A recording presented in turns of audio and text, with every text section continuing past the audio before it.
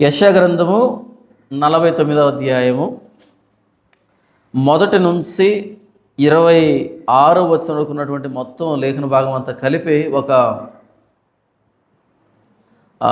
ఒకటే సందర్భం ఇది. కాకపోతే ఈ 26 వచనాలని ఒక్కొక్కటిగా మనం ధ్యానించాలి అంటే సమయం దాదాపు 3 గంటల సమయం పడుతుంది. కాబట్టి ఏం చేద్దామంటే దాన్ని 2 ముక్కలుగా విడగొట్టుకుంటాం. యథావిధిగా 2 ముక్కలుగా విడగొట్టుకొని ఒక ముక్కని ఈ మొదటి భాగంలోను, రెండవ ముక్కని రెండవ భాగంలోను మనం ధ్యానిస్తాం. సరేనా? ఈ యెషయా గ్రంథం 49వ అధ్యాయం 1 వచనం నుంచి 13వ వచనం వరకు ఉన్నటువంటి లేఖన భాగం, దీన్ని పాట, ఇదొక పాట. 14 నుంచి 26 వరకు ఉన్నది అది గద్య భాగం. అది ఎవరిని గూర్చి పాట ఇది అంటే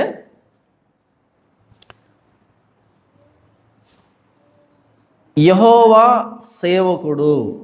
ఎవరైనా యెహోవా సేవకుడు. ఇంతకీ ఆ యెహోవా సేవకుడు ఎవరు అన్నది మనకి 53వ అధ్యాయంలో స్పష్టంగా అర్థమవుతుంది. యెహోవా సేవకుడుగా పిలువబడుతున్నటువంటి ప్రభువైన యేసుక్రీస్తు వారు.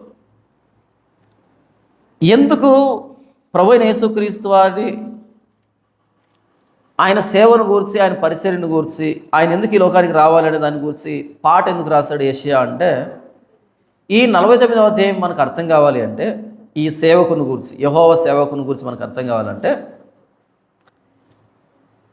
అంతకంటే ముందు యెహోవా సేవకుడు ఎవరు అన్నది మనకు తెలియాలి.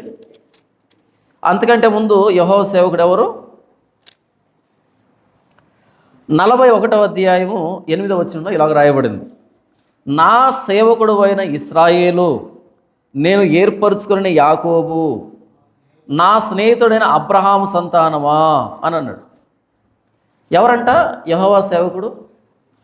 ఇశ్రాయేలు, యూదులు, అబ్రహాము సంతానము.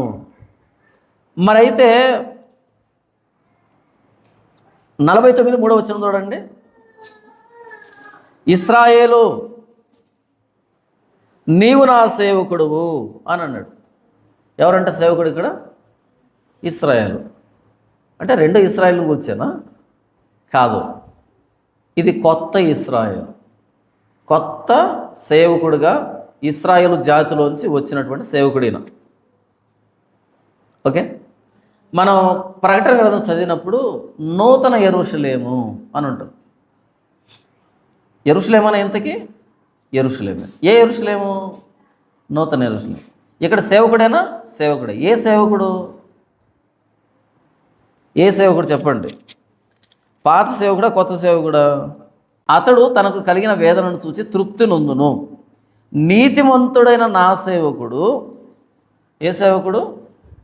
నీతిమంతుడైన నా సేవకుడు జనుల దోషములను భరించి తనకున్న అనుభవ జ్ఞానము చేత అనేకులను నిర్దోషులుగా చేయను.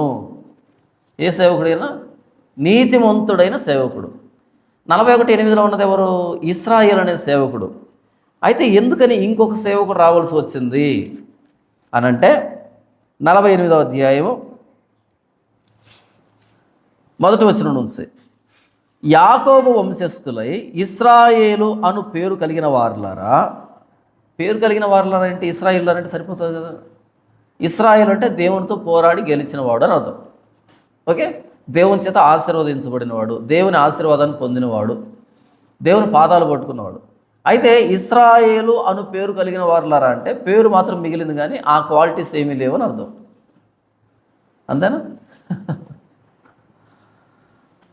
ఇశ్రాయేల్ అనే పేరు కలిగిన వారులారా అంటే ఇశ్రాయేల్ అనే పేరు మాత్రం ఉంది తప్ప, ఆ రోజు యబ్బోకు రేవులో పెనుగులాడిన యాకోబుకి, ఆ ఇశ్రాయేలుకు ఉండేటువంటి లక్షణాలు ఏమీ లేవు అని అర్థం. యూదా జలములలో నుండి బయలుదేరి వచ్చిన వారై యెహోవా నామము తోడని ప్రమాణము చేయొచ్చు, ఇశ్రాయేలు దేవుని నామమును స్మరించుచు నీతి సత్యములను అనుసరింపని వారులారా. ఎంత అందంగా తిడుతున్నాడు చూసావా? ఎంత అందంగా, ఇంతకు పొగుడుతున్నావు ప్రభు లేదా తిడుతున్నావు ప్రభు అని అడిగేటట్టుంది కదా. చూడండి ఆ పదప్రయోగం. యూదా జలములలో నుండి బయలుదేరి వచ్చిన వారై యెహోవా నామముతోడని ప్రమాణము చేయుచు ఇశ్రాయేలు దేవుని నామమును స్మరించుచు నీతి సత్యములను అనుసరింపని వారులారా. ఒక భాగమేమో యెహోవా నామాన్ని స్మరిస్తున్నారు, యెహోవా పేరటే స్మరిస్తున్నారు, ఇశ్రాయేలు పేరు కలిగి ఉన్నారు, యాకోబు వంశస్థులు, యోధా జలము నుంచి వచ్చారంత బాగానే ఉంది. కానీ నీతి సత్యాలని అనుసరింపని వారులారా, ఇది ఇశ్రాయేలు అనే సేవకుడితో వచ్చిన సమస్య. 2వ వచనం, ఈ మాట ఆలకించుడి, వారు మేము పరిశుద్ధ పట్టణస్థులమను పేరు పెట్టుకుని ఇశ్రాయేలు దేవుని ఆశ్రయించుదురు, సైన్యములకు అధిపతిగా యెహోవా అని ఆయనకు పేరు. పూర్వకాలంలో జరిగిన సంగతులను నేను చాలా కాలం క్రిందట తెలియజేస్తున్నాయి. ఆ సమాచారం నా నోటి నుండి బయలుదేరును, నేను వాటిని ప్రకటించుతున్నాయి. నేను ఆకస్మికంగా వాటిని చేయగా అవి సంభవించును. నీవు మూర్ఖుడవనియు నీ మెడ ఇనపనరమనియు నీ నుదురు ఇత్తడిదనియు నేను ఎరిగి ఉండి నా విగ్రహము ఈ కార్యములను జరిగించననియు నేను చెక్కిన ప్రతిమ నేను పోసిన పోత విగ్రహం దీన్ని నియమించననియు నీవు చెప్పకుండానట్లు పూర్వకాలముననే ఆ సమాచారం నీకు తెలియజేస్తుని. ఇక్కడేం మాట్లాడుతున్నాడంటే, నీవు మూర్ఖుడవనియు నీ మెడ ఇనపనరమనియు నీ నుదురు ఇత్తడిదనియు నేను ఎరిగి ఉండి. ఎవరంటే ఇంతకు ఇశ్రాయేలు? నా సేవకుడైన ఇశ్రాయేలు అన్నాడా? ఇంతకెవరంట ఆయన? 1 మూర్ఖుడు, 2 మెడ తిరగదంట దేవుడు పిలిస్తే, 3 దేవుడు మాట్లాడితే తల లోపలికి వెళ్ళదంట ఆ మాట. ఇది ఇశ్రాయేలు అనేటువంటి సేవకుడు. కాబట్టి ఈ సేవకుడిని ఎందుకు నియమించాడు దేవుడు అంటే,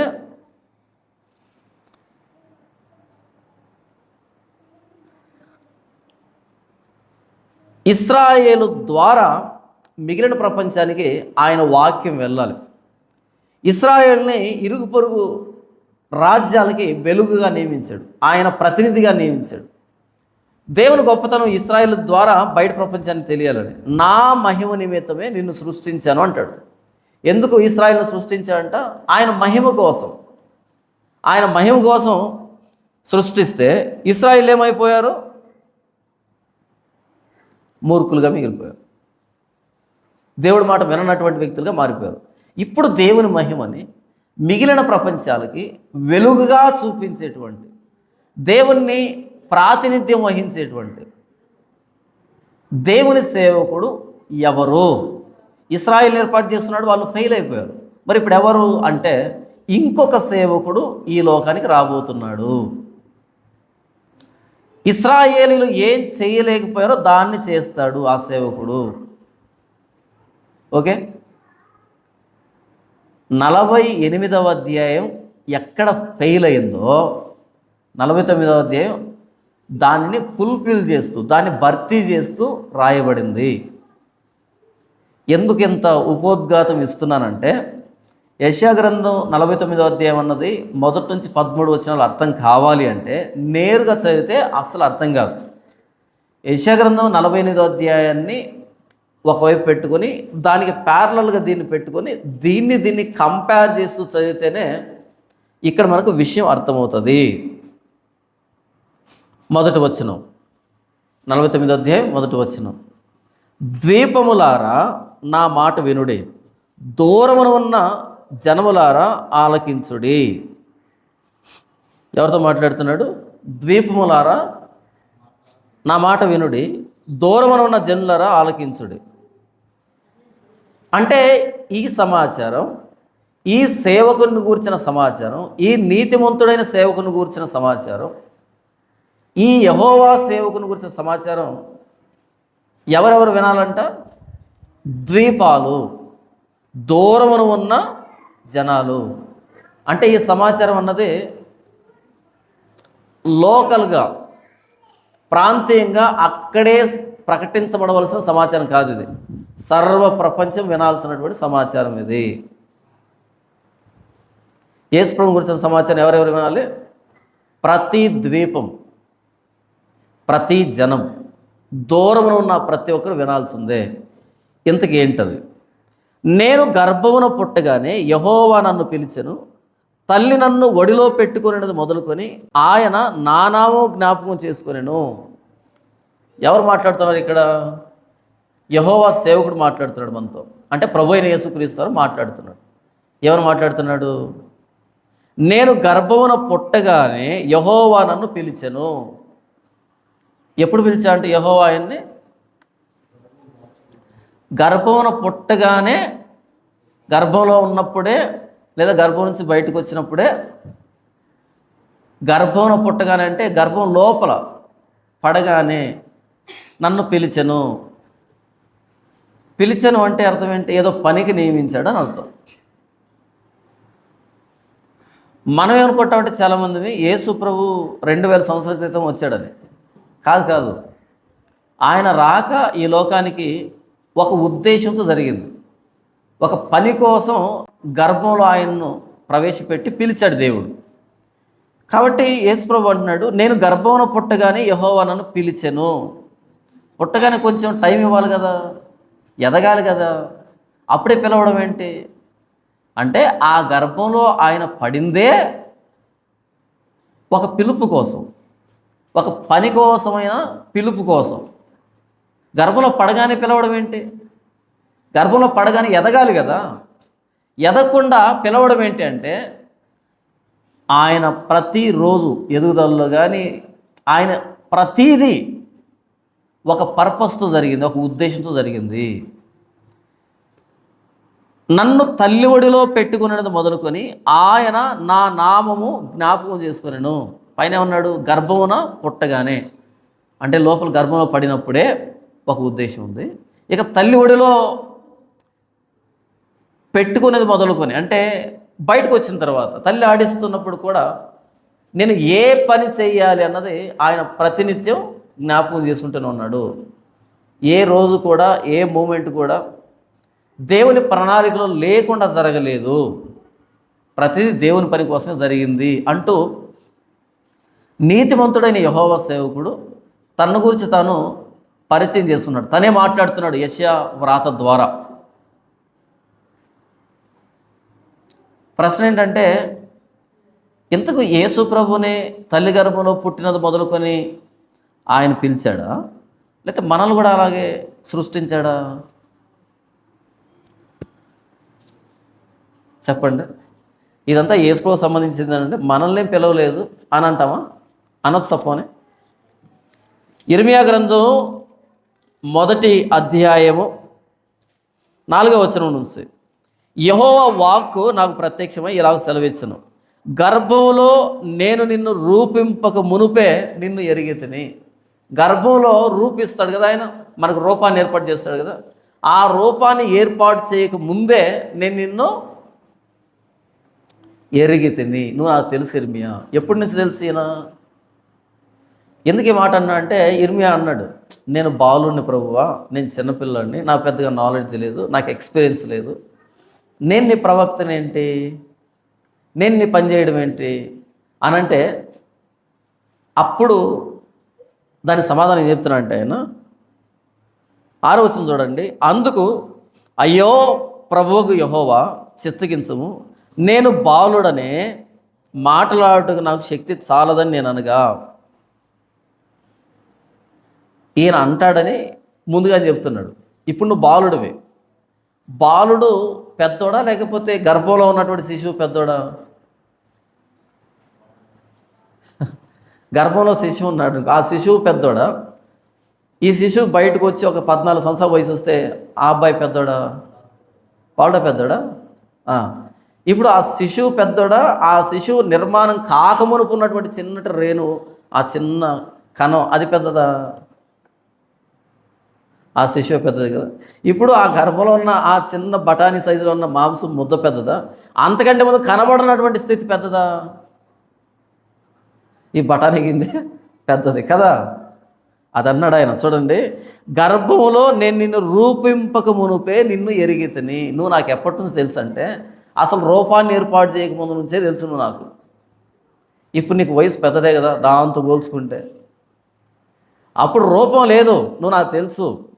ఎందుకు తెలుసు? నువ్వు ప్రవక్తగా తెలుసు నాకు. ప్రవక్తగా నేను నిన్ను నియమించుకున్నాను. అయితే అప్పుడు నీకు రూపం లేదు, నీకు నోరు లేదు, నువ్వు చెప్పినా వినపడదు కాబట్టి వదిలిపెట్టాను ఇంతకాలం. నీవు గర్భం నుండి బయలుపడక మునుపే, గర్భం నుంచి బయటికి రాకముందే, డెలివరీ జరగకముందే ఏం పోస్ట్ ఇచ్చాడంట ఆయన? నేను నిన్ను ప్రతిష్ఠించితిని. ప్రతిష్ఠించడం అంటే ఒక ప్రత్యేకమైన పనికి సపరేట్ చేయడం. ఈ బిడ్డ ఈ పనికి అని. జనములకు ప్రవక్తగా నిన్ను నియమించితిని. ఇంకా డెలివరీ జరగలే ఇర్మియాది. అప్పుడే ఈ పీస్ దేనికంట? ప్రవక్త, జనాలకి ప్రవక్త అని సపరేట్గా పెట్టాడంట. తర్వాత డెలివరీ జరిగింది, అంతకంటే ముందు తెలుసు కాబట్టి ఏమన్నాడు తెలుసా? అందుకు అయ్యో ప్రభువుకు యెహోవా చిత్తగించుము, నేను బాలుడని మాటలాడుటకు నాకు శక్తి చాలదని నేను అనగా, ఆ మాట వినగానే ఇర్మియా ఏమన్నాడు? ప్రభువా అంత మాట అనొద్దు అంటే అర్థం ఏమని?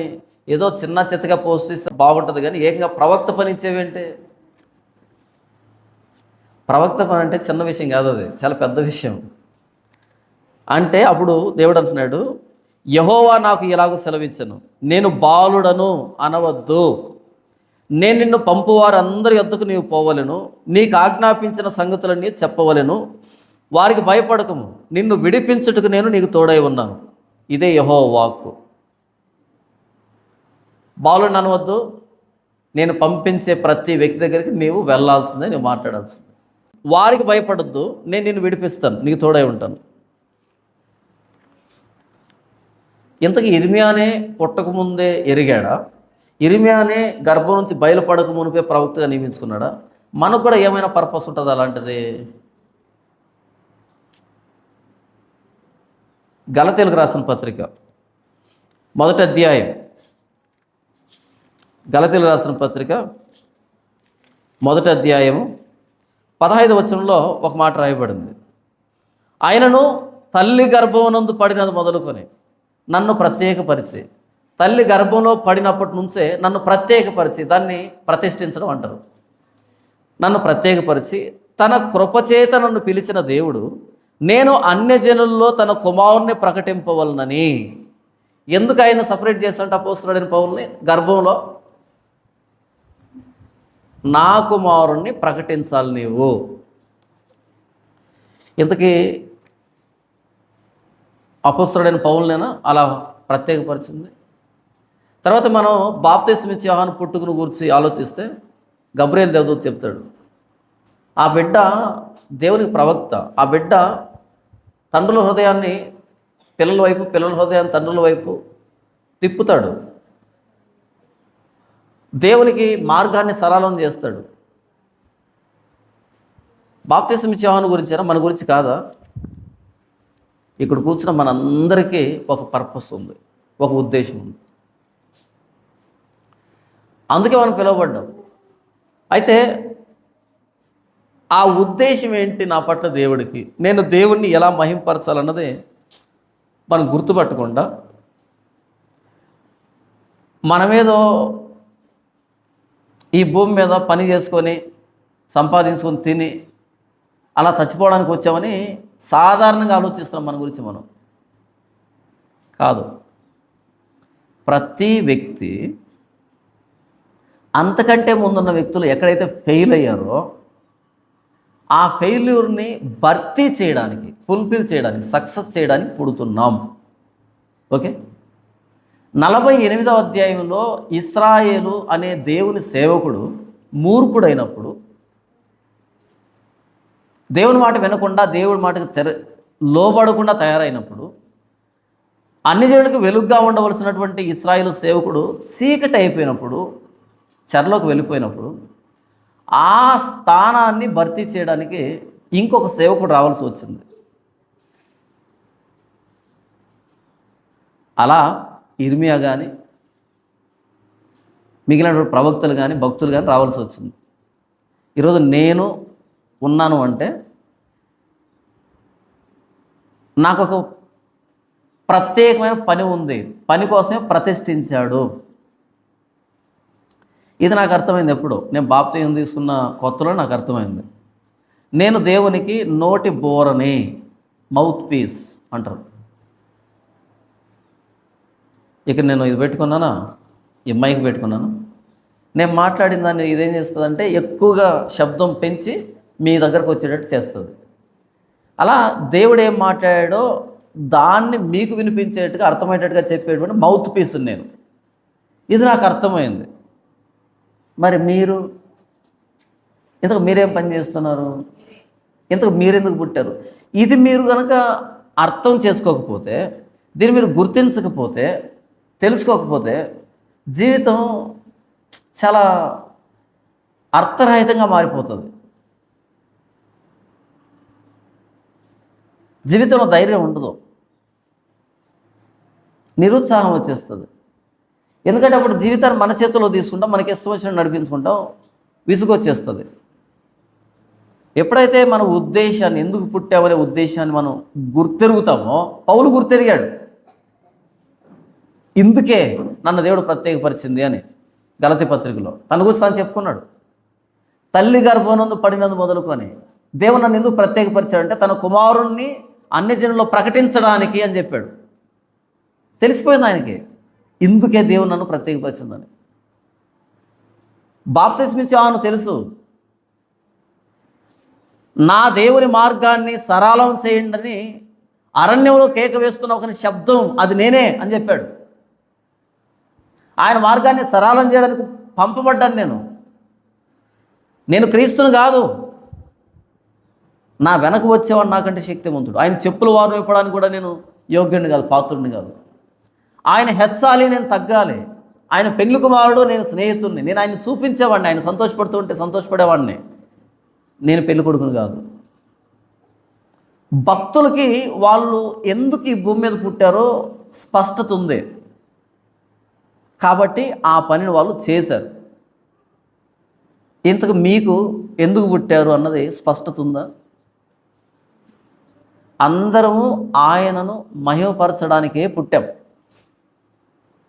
నేను ఆయన మహిమపరుస్తున్నాను. నన్ను ఎందుకు పిలిచాడో అది నాకు అర్థమైంది. ఇంతకు మిమ్మల్ని ఎందుకు పిలిచాడు ఆయన? ఎలా మహిమపరుస్తున్నారు ఆయన్ని?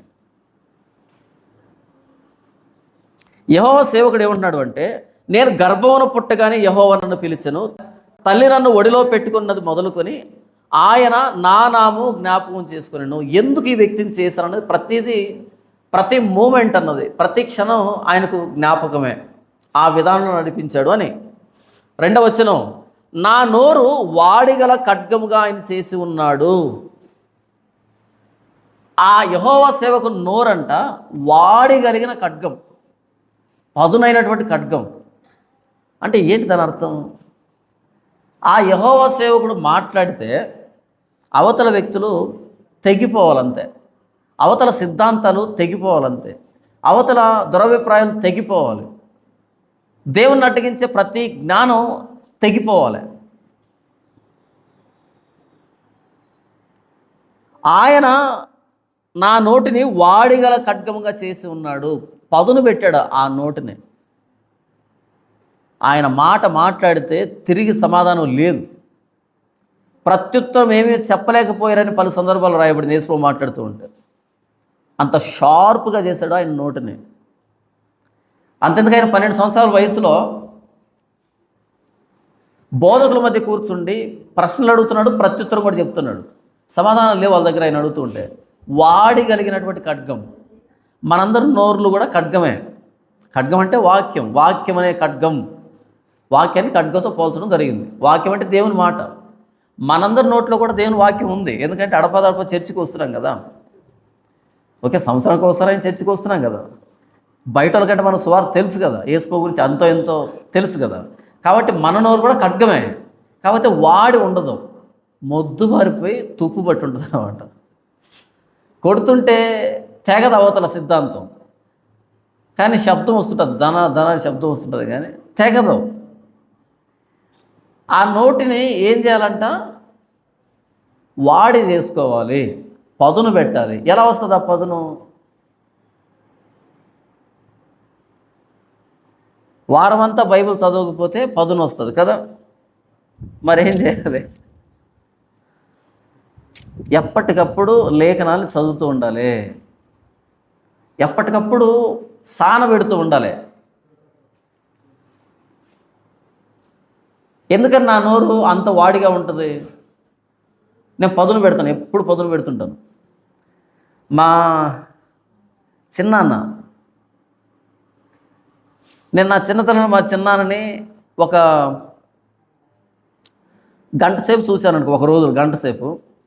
ఆ గంట సేపు నేను ఎక్కువ శాతం ఎక్కడ చూసామన్నంటే, ఇంటి ఎదురుగా పెద్ద రాయి తెచ్చేసుకున్నాడు ఆయన, ఒక పెద్ద రాయి. అన్ని రాళ్ళు కత్తిని నూరడం అంటే తెలుసా? పదును పెట్టడం తెలుసా మీకు? అన్ని రాళ్ళు పనికిరావు. ఒక విధమైన రాయి ఉంటుంది, కొంచెం పొడిగా రాలుతుంటుంది, లైట్గా మెత్తగా ఉంటుంది అది. ఆ రాయి ఒకటి పట్టుకొచ్చున్నాడు పెద్దది. ఉదయాన్నే లేచేటప్పటికి ఆయన ఏం చేస్తుంటారు అంటే కత్తిని నూరుతుంటాడు. ఊర్లో అందరి కత్తులు నలుపు తెలుపు ఉంటాయో కానీ మా చిన్నాన్న కత్తి మాత్రం తెల్లగా ఉండేది. భలే ముచ్చట అనిపించేది నాకు. ఆయనకు చెట్లు నరకడం అంటే, ఈ కంప చెట్లు నరకడం అంటే భలే సరదా ఆయనకి. చెరుకులు నరికినట్టు నరుకుతాడు ఆయన. చెరుకులు ఎలా నరుకుతారు అలా నరుకుతాడు ఆయన. ఒక ముండ్ల పొద ఉందనుకో, ఆ పొదకి ఒక వాటం పెడతాడు, ఒక వాలు పెడతారంటారు చూస్తారు, వాటం పెడతాడు. అక్కడికి వెళ్ళేదానికి కొట్టి ఇటువైపు వేస్తూ ఒక ఇంజనీర్ కదా వర్క్ చేసినట్టు ఉంటుంది.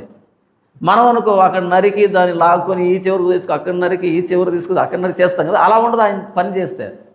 ఎవరో ఇది నరికింది చూద్దాం అనిపిస్తుంది, అంత ముచ్చటగా ఉంటుంది. కాబట్టి ప్రతిరోజు ఆ కత్తిని సానబడుతూ ఉండేవాడు, తెల్లగా ఉండేది. ఊర్లో అందరూ పనికి వెళ్తుంటారు, అందరు కత్తులు పట్టుకొని వెళ్తారు కదా, అందరి కత్తులు అంత బాగోవు. మా చిన్నాన్న కత్తి ఎంత ముచ్చటగా ఉంటుందో. ఎందుకని? రోజు సానబడతాడు. నరికి వచ్చాడు, అలా పడుకోడు, దాన్ని సానబట్టి పడుకుంటాడు. మరలా ఉదయాన్నే లేచి సానబడతాడు, ఆ రాయి మీద ఇలా నూరుతాడు.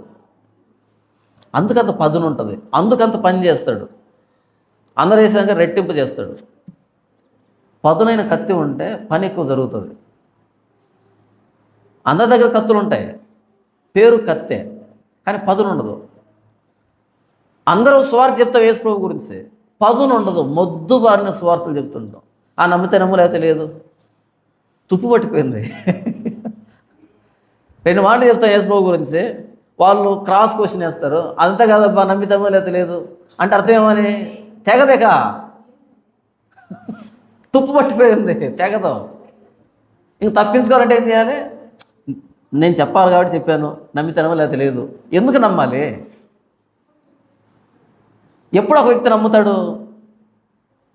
వాడికి చాలా ప్రశ్నలు ఉన్నాయి, నువ్వు చెప్పడమే కాదు, వాడికి కూడా ప్రశ్నలు ఉన్నాయి. ఆ ప్రశ్నలన్నీ పోవాలి వాడికి. అప్పుడు నమ్మొద్దు అని చెప్పిన చివరిలో నమ్మకుండా ఎలా ఉండాలి అంటాడు వాడు తిరిగి. విషయం అర్థమైతే వాడు నమ్మకుండా ఉండలేడు. మేము విన్న వాటిని కన్న వాటిని చెప్పక ఉండలేం, చెప్పక మానలేం. అలాగే విన్నవాడు చూచినవాడు నమ్మకుండా ఉండలేం అంటాడు. దీనికి ఏం కావాలి? ఇంతకీ రోజు పదును పెట్టుకోవాలి నోటికి. మన నోట ఉన్న వాక్యాన్ని పదును పెట్టాలి. పదును పెడతామా? తుప్పు పట్టిపోయాయి, మొద్దు పట్టిపోయాయి, కత్తులు నాయట ఉన్నాయి, అంతమించి తెగవు. చెట్టును చూసి భయపడే కత్తి ఎందుకు పనికి వస్తుంది? చెట్టును చూసి భయపడే కత్తి ఎందుకు పనికి వస్తుంది? ఈ అప్పట్లో ఐస్ అమ్మేవాళ్ళు వచ్చారు, పుల్ల ఐసు, దాని పనికి వస్తుంది. అది ఇస్తే 2 పుల్ల ఐసులు ఇచ్చేవాడు, ఒక్కొక్క ఐసు 1.5 రూపాయి. అంటే ఆ మొత్తం కత్తి ఎంత కలిపి 3 రూపాయలకు బేరం పోతుంది. అదే మనం కొలివి దగ్గర కొనాలంటే 250 రూపాయలు కత్తి. తెగకపోతే 2 పుల్ల ఐసులు వస్తాయి. బాగా గొడవ చేస్తే 3 పుల్ల ఐసులు ఇస్తాడు. మా చిన్నతనంలో అమ్ముకున్నటువంటి చరిత్ర మంది. వాడు పుల్ల ఐసుడు కేక వేయగానే ఇంట్లో ఏ వస్తువు కనపడుతుందో తీసుకొని ఇచ్చేయండి. అది ఎంత ఖర్చు పెట్టి తెచ్చారు అనవసరం, ప్రస్తుతానికి పుల్లైస్ చేయగానే అమ్మాయి అయిపోయింది. మళ్ళీ మా నాన్న వచ్చిపోయి అది ఎక్కడ ఉందా అంటే ఏమో తెలియదు నా నాయకు. ఈ జెన్జీ పిల్లలు తెలియదు పుల్లైస్ గురించి, తెలియదు కదా మీకు. అదొక ఎక్స్పీరియన్స్ మాకు. నా నోరు వాడిగల ఖడ్గమాయం చేసి ఉన్నాడు, తన చేతి నీడలో నన్ను దాచి ఉన్నాడు. బాగా పదును పెట్టి, ఇప్పుడు కాదు నరకాల్సింది, టైం ఉంది, పదును రోజు పదును చేస్తున్నాడు, పక్కన పెడుతున్నాడు, పదును చేస్తే పక్కన పెడుతున్నాడు. ఆయన చేతిలో దాచిపెట్టాడు. నన్ను మెరుగు పెట్టిన అంబుగా చేసి తన అంబుల పొదిలో మూసిపెట్టి ఉన్నాడు. మెరుగు పెట్టినటువంటి అంబు అలా చేసి అంబుల పొదిలో పెట్టున్నాడు. బాగా సానబట్టి దాచిపెట్టున్నాడు. ఎందుకని యుద్ధం రోజు జరగదు. అంతవరకు కత్తి పదునుగానే ఉండాలి. రోజు దాన్ని పదును పెట్టాలి, అంబుల పొదిని నింపుకోవాలి, అంబుని సానబెట్టాలి, దాన్ని దాచిపెట్టుకోండాలి. యుద్ధం పడింది కదా, అప్పుడు యుద్ధంలో దిగి తెగ నరుగుతూ ఉంటాయి. ఆ అంబులు విసురుతూ ఉంటే అవతల వ్యక్తి గుండెను చీల్చుతూ ఉంటాయి. అంతవరకు పదును పెట్టాల్సిందే. అలా ప్రభువైన యేసుక్రీస్తు వారు 30వ సంవత్సరం వచ్చేంత వరకు పదును పెట్టినటువంటి వాడిగల కత్తిగా, మెరుగు పెట్టినటువంటి అంబుల పొదిలో ఆయుధాలలాగా అలా దాచబడి ఉన్నాడు. అందుకనే ఆయన బాప్తిసం పొందిన తర్వాత బైబిల్ ట్రైనింగ్కి వెళ్ళా ఆయన. తప్పు కాదు, బైబిల్ ట్రైనింగ్కి వెళ్తే వెళ్ళొచ్చు, మంచిదే. చెప్తాను మనకు అర్థమయ్యే భాషలో. బాప్తిసం అయిపోయింది, శోధించబడ్డాడు, తిరిగి నజరేత్కి వచ్చాడు, కపెర్నహూముకి వచ్చాడు, బైబిల్ తీసుకున్నాడు, చదివాడు. ఇది నా గురించే. తెగిపోయాయి గుండెలన్నీ, మనసులన్నీ తెగిపోయాయి. ఆయన తీసుకుని వెళ్ళి తలకిందులుగా పడదోయాలంట, అంత తెగిపోయారు లోపల. అంత పదునుగా తయారయ్యాడు ఆయన. మనం ఎలా తయారవుతాం? మనకు పదునే ఉండదు. 3వ వచనం, ఇశ్రాయేలు నీవు నా సేవకుడు, నీలో నన్ను మహింపరుచుకునేదను అని ఆయన నాతో చెప్పాను. ఇశ్రాయేలు నీవు నా సేవకుడివి, నీలో నేను నన్ను మహింపరుచుకుంటా. అంతకుముందు ఏమైంది? ఇశ్రాయేలు నీవు నా సేవకుడివి అన్నాడు కదా, ఆయన ఏమయ్యాడు? ఆయనలో మహిమ పొందలేకపోయాడు. ఎందుకంటే ఆ సేవకుడు మూర్ఖుడైపోయాడు. కాబట్టి నీలో నేను మహిమ పొందుతాను, నీ ద్వారా మహిమ పొందుతాను. తండ్రిని గణపరచున్నట్లుగా అందరూ కుమారుని గణపరచాలి అంటాడు యోహాను సువార్తలో. కుమారుణ్ణి గణపరిస్తే తండ్రిని గణపరిచినట్టే. అలా నీలో నేను మహిమ పొందుతాను. 4వ వచనం, అయినను వ్యర్థముగా నేను కష్టపడితేని. దేవుడు ఇంత పదును పెట్టినా, ఇంత మెరుగు పెట్టినా ఎలా కష్టపడ్డాడంట? అయినను వ్యర్థంగా నేను కష్టపడితేనే. ఇదేంటిది? వ్యర్థంగా కష్టపడడం ఏంటి? ఫలమేమీ లేకుండా నా బలమును వృధాగా వేపరిచి ఉన్నాను అనుకొంటిని. ఓకే, అయినను వ్యర్థంగా నేను కష్టపడితేని నా బలమును వృధాగా వేపరిచి ఉన్నాను అనుకొంటిని. అంటే వ్యర్థంగా కష్టపడలేదన్నమాట, ఫలం లేకుండా పోయిన స్థితి లేదనమాట, వృధాగా ప్రయాసపడడం లేదనమాట, అనుకున్నాడు అన్నమాట. అంటే ఏంటి దాని అర్థం? ఆయన చేసిన అద్భుతాలు కానీ, ఆయన చేసిన ప్రసంగాలు కానీ, ఇవన్నీ కూడా ఆయనను వెంబడించిన జనాలు కానీ, వచ్చినటువంటి ఆ విప్లవం కానీ, ఆయన సిలువెక్కేటప్పటికీ అంత చల్లబడిపోయిందేమో, ఆయన శకం ముగిసిపోయిందేమో, ఆయన ప్రస్థానం వెళ్ళిపోయిందేమో, అయిపోయిందో లేదు అనిపించింది ఆ సిలువలో. వీడు ఇతరులను రక్షించాడు, వీడు రక్షించగలేకపోతున్నాడు అని తలనూచారు, గేలి చేశారు. శిష్యులంతా వదిలిపెట్టి వెళ్ళిపోయారు. ఎమ్మాయి గ్రామంలో ఏం మాట్లాడుకుంటున్నారు? ఆ మార్గంలో ఎమ్మాయి మార్గంలో ఏం మాట్లాడుకుంటున్నారు? ఆయన శక్తి కలిగిన ప్రవక్త ఉన్నాడు, ఆయన ఏదో చేస్తాడు అనుకున్నాం కానీ ఇలా అవుతుంది అనుకోలేదండి అని మాట్లాడుకున్నారు వాళ్ళు. చూద్దాం ఒకసారి లూకాసు వార్త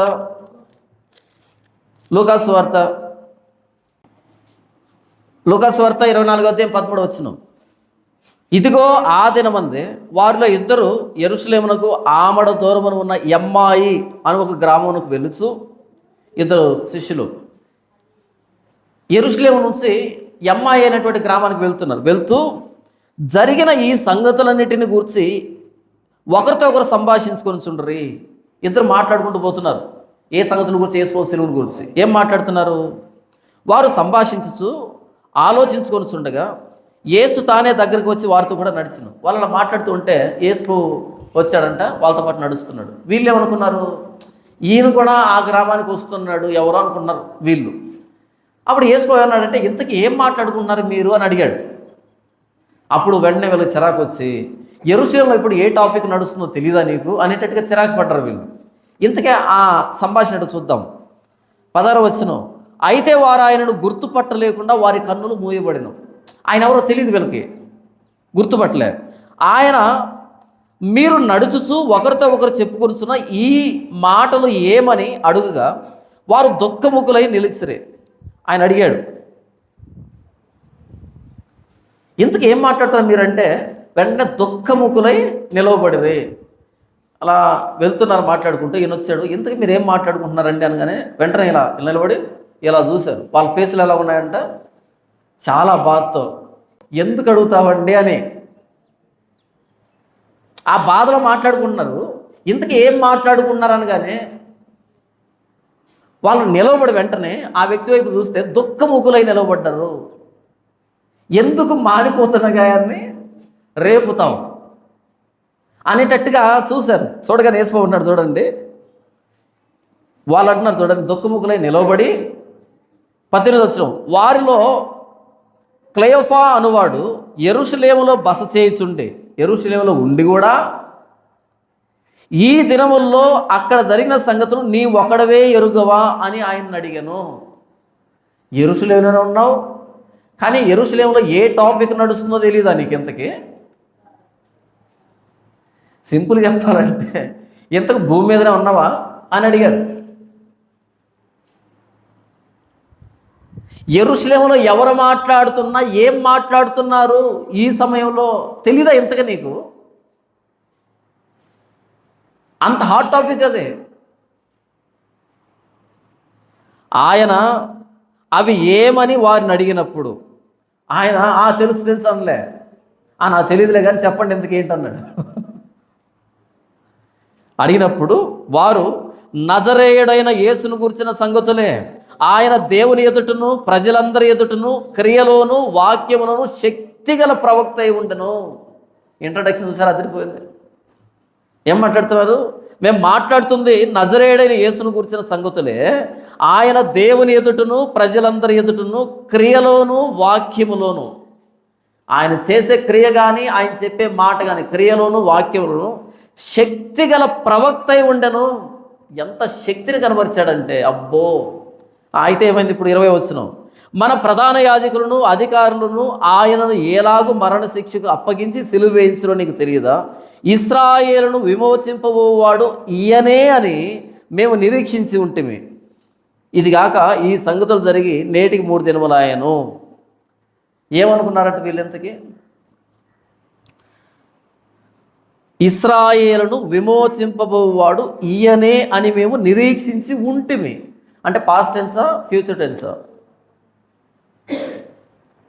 ఇశ్రాయేలును విడిపించేది ఈయనే అని మేము నిరీక్షించి ఉంటిమి అంటే ఇప్పుడు నిరీక్షించట్లేదా? మీకు అర్థమవుతుంది, అర్థం కాలేదు. ఇశ్రాయేలు విమోచించబోయేవాడు ఈయనే అని నిరీక్షించి ఉంటిమి అంటే ఇప్పుడు లేరా, నిరీక్షించట్లేదా? పోయిందండి. ఎప్పుడు పోయింది? ఆయన సిలువెక్కాడు చూసావా, అప్పుడు పోయింది నిరీక్షణ. ఆయన బ్రతికున్నప్పుడు ఆయన క్రియలో కానీ వాక్యంలో కానీ శక్తి కలిగిన ప్రవక్త అని ఈయనే విమోచిస్తాడు అనుకున్నాం. కానీ ఈ ప్రధాన యాజకులు ఎప్పుడైతే సిలువకు అప్పగించారో పోయిందంతా. అంతేనా? దాని అర్థం ఇంకేమైనా ఉందా? అపోస్తలులకే పోతే మరి మిగతా వాళ్ళకి ముందే లేదు కదా. వాళ్ళకి మేము మెస్సియాను కనుగొన్నామన్నారు శిష్యులు. ఇప్పుడేమంటున్నారు?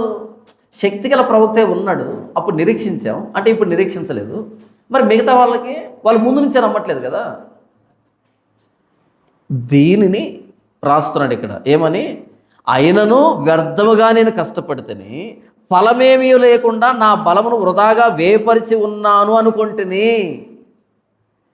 ఆయన అంబుల పొదిలో దాచిపెట్టినట్టుగా వాడిగల నోరుగా చేసి ఉన్నప్పటికీ ఒకనొక టైం వచ్చేటప్పటికి ఆ సిలువ ఎలా కనపడిందంటే ప్రపంచానికి వ్యర్థమైపోయింది, వేస్ట్ అయిపోయింది అని అనిపించింది ప్రపంచానికి. శిష్యులకు కూడా వ్యర్థమైనట్టుగా అనిపించింది, ఫలము లేనట్టుగా అనిపించింది. కానీ వ్యర్థం కాలే. కానీ ఫలం లేకుండా పోలే.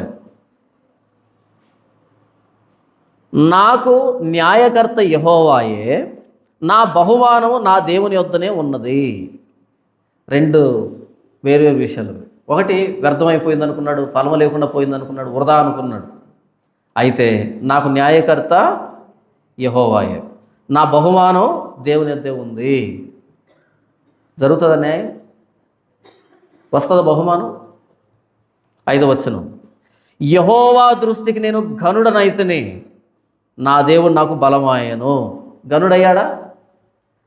పైన 4వ వచనంలో వ్యర్థంగా కష్టపడితేని ఫలం లేదు, వృధా అన్నాడు. ఇక్కడేమంటున్నాడు? నేను గనుడనైతిని. గనుడు కావడం అంటే ఏంటి? వ్యర్థమైనట్ట సార్థకత అయింది. ఫలం వచ్చినట్ట విస్తారమైన ఫలం వచ్చింది. వృధా అయిందా? సఫలమైంది. అంతే దాని అర్థం. యెహోవా దృష్టికి నేను ఘనుడనైతిని, నా దేవుడు నాకు బలమాయను. మరణం నుంచి తిరిగి లేపాడు. కాగా తనకు సేవకుడునై ఉండి తన యొద్దకు యాకోబును తిరిగి రప్పించుటకు, ఇశ్రాయేలు ఆయన యొద్దకు సమకూర్చబడుటకు నన్ను గర్భమును పుట్టించిన యెహోవా ఇలాగో సెలవిచ్చుచున్నాడు. ఏమని మాట్లాడుతాడు చూడండి. కాగా తనకు సేవకుడనై ఉండి తన యొద్దకు యాకోబును తిరిగి రప్పించుటకు. 48వ అధ్యాయంలో చెరలోనికి వెళ్ళినటువంటి, లేదా యెహోవా పిలుస్తున్నా సరే తిరిగి చూడనటువంటి, ఆయన మాటను విననటువంటి యాకోబు ఎవరైతే ఉన్నారో ఆ యాకోబును తిరిగి సమకూర్చుటకు, ఆయన యొద్దకు సమకూర్చుటకు. ఇశ్రాయేలు నిజముగా ఇశ్రాయేలు అయింది ఎప్పుడంటే యేసు ప్రభు శిలువలో. ఇశ్రాయేలు నిజంగా ఇశ్రాయేలు అయింది, నిజంగా దేవుని ప్రజలైంది ఎప్పుడంటే యేసు ప్రభు శిలువలో. అలా మీరు ఇశ్రాయేలులో నశించిన గొర్రెల యొద్దకే వెళ్ళండి కానీ అన్ని జనుల్లో వెళ్ళొద్దు. ఏది? మత్తయి 10లో చివరిలో అందరి దగ్గరికి వెళ్ళమంటాడు. ఎందుకు ఇశ్రాయేల్ దగ్గరికి వెళ్ళాలి? నిజంగా వీళ్ళు ఇశ్రాయేల్ కావాలంటే సిలువ దగ్గరికి రావాల్సిందే, క్రీస్తు దగ్గరికి రావాల్సిందే. అలా ఇశ్రాయేలులో ఎవరైతే దేవుని దగ్గర నుంచి దూరంగా వెళ్ళిపోయారో వారిని మరలా దేవుని దగ్గరికి సమకూర్చడానికి సిలువ. తర్వాత చూడండి, కాగా తనకు సేవకుడనై ఉండి తన యొద్దకు యాకోబును తిరిగి రప్పించుటకు, ఇశ్రాయేలు ఆయన యొద్దకు సమకూర్చబడుటకు నన్ను గర్భమును పుట్టించిన యెహోవా ఇలా సెలవిచ్చుచున్నాడు. ఏమని? నీవు యాకోబు గోత్రపు వారిని ఉద్ధరించున్నట్లును, ఇశ్రాయేల్లో తప్పించబడిన వారిని రప్పించినట్లును నా సేవకుడు వై ఉండుట ఎంతో స్వల్ప విషయము. ఏమని చెప్తానంట యేసు ప్రభుతో? నీవు ఇశ్రాయేలు వారిని నా దగ్గర తీసుకుని రావడం, యాకోబు వారిని నా దగ్గర తీసుకుని రావడం చాలా చిన్న విషయం. చిన్న విషయం. ఇంక పెద్ద విషయం ఏంటి? గెస్ చేయండి పోనీ. ఇశ్రాయేలుని, యాకోబు వారిని నా దగ్గరికి తీసుకొని రావడం చిన్న విషయం. మరి ఇంకెవరిని తీసుకొని రావాలి పెద్ద విషయం అయితే? చెప్పండి. అన్య జనుల్ని. చూడండి, నీవు యాకోబు గోత్రపు వారిని ఉద్ధరించున్నట్లును, ఇశ్రాయేలులో తప్పించబడిన వారిని రప్పించినట్లును నా సేవకుడు వై ఉండుట ఎంతో స్వల్ప విషయం. భూదిగంతముల వరకు నీవు నేను కలుగజేయ రక్షణకు సాధనమగుటకై అన్ని జనులకు వెలుగై ఉండునట్లు నిన్ను నియమించి ఉన్నాను. ఎంత అద్భుతమైనటువంటి అల్లిక చూస్తున్నారా? అందుకే యెషయా గ్రంథాన్ని ఏమంటారంటే పాత నిబంధనలో సువార్త అంటారు. సువార్తలు ఎన్ని? కొత్త నిబంధనలో 4, పాత నిబంధనలో 1. కొత్త నిబంధనలో 4 అంటే మత్తయి సువార్త, మార్కు సువార్త, లూకా సువార్త, యోహాను సువార్త. పాత నిబంధనలో యెషయా సువార్త. మీకు అలాగే కనపడుతుంది. ఇది ఇంకేమన్నా తేడా కనపడుతుందా? ఈ 4 సువార్తలో ఏం చెప్పారో దాన్ని ఎగ్జాక్ట్గా 700 సంవత్సరాల క్రితం యెషయా ఉన్నట్టు చెప్పాడేశారు అంతనే, ఏది మిగల్చలే. అయితే ఇక్కడ యెషయా చెప్పిన దాన్ని డెవలప్ చేశారు వాళ్ళు చూసి. ప్రాక్టికల్గా. ఇక్కడ థియరిటికల్గా చెప్పి పడేసి అయిపోయింది. పాత నిబంధనలో సువార్త పుస్తకం యెషయా గ్రంథం. యెషయా గ్రంథాన్ని కరెక్ట్గా చదివామనుకో, సువార్త చదివేశాను కదా అనేటట్టుగా అనిపిస్తుంది మనకి. అందుకే మీరు చూడండి, యేసు ప్రభువుని గురించి పదే పదే యెషయా గ్రంథంలో ప్రవచనం నెరవేరుతూ ఉంటుంది. ఇంతకు యేసు ప్రభుకి ఇమ్మానుయేల్ అనే పేరు పెట్టబడుతుందని ఎవరు చెప్పారు? యెషయా కాదా? ఆయన కన్యకకు పుడతాడని ఎవరు చెప్పారు? యెషయా కాదా? ఆయన పేరుతో సహా చెప్పాడు. మరియమ్మను గురించి కూడా చెప్పాడు, కన్యక అని. కాబట్టి యేసు ప్రభు ఈ లోకానికి వచ్చింది దేనికంటే, యాకోబుని తిరిగి రప్పించడం కానీ, ఇశ్రాయేలు వారిని ఉద్ధరించడం కానీ స్వల్ప విషయము, చిన్న విషయం అది. కానీ ఇప్పటికీ కొంతమంది ఏం మాట్లాడతారంటే, యేసు ప్రభు వచ్చింది యూదుల కోసం అండి, ఇశ్రాయేలు కోసం అండి అంటారు. నిజమే, కానీ అది చాలా చిన్న కారణం. పెద్ద కారణం ఏంటంట చూడండి, భూదిగంతముల వరకు నేను కలుగజేయ రక్షణకు సాధనమొగటుకై అన్ని జనులకు వెలుగై ఉండునట్లు. అన్ని జనులు అంటే ఇశ్రాయేల్ దేశం కాకుండా మిగతా అంతా అన్ని జనులే. భారతదేశం కూడా అన్ని జనులే కదా. ఇప్పుడు అన్ని జనులకు అనే దగ్గర భారతదేశాన్ని పెడదాం, ఎలాగంటే చూద్దాం. భారతదేశానికి వెలుగై ఉండునట్లు నిన్ను నియమించి ఉన్నాను, అంతేనా? లేకపోతే ఆంధ్రప్రదేశ్కి వెలుగై ఉండినట్టు నేను నియమించి ఉన్నాను. ఎప్పుడు చెప్పాడు ఈ మాట? క్రీస్తుకు పూర్వం 700 సంవత్సరాలు. క్రీస్తుకు పూర్వం 700 సంవత్సరాలు.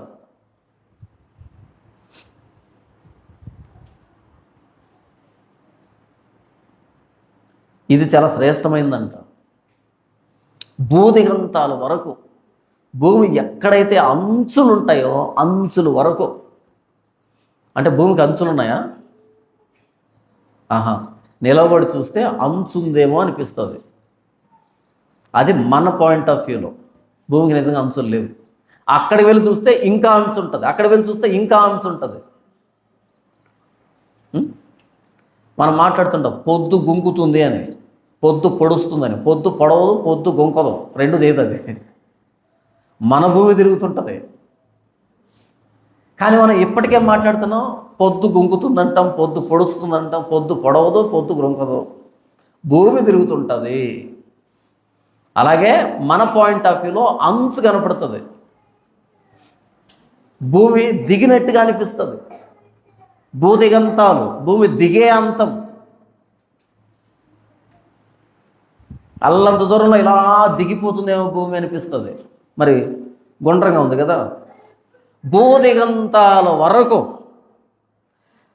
నీవు నేను కలగచేయు రక్షణకు సాధనం కావాలి. అంటే ఏంటి? అన్ని జనులకు వెలుగై ఉండునట్లు నేను నియమించి ఉన్నాను. భారతదేశానికి వెలుగెవరు? భారతదేశానికి వెలుగెవరు? సూర్య భగవానుడు కాదు, నీతి సూర్యుడైన ప్రభువైన యేసుక్రీస్తు.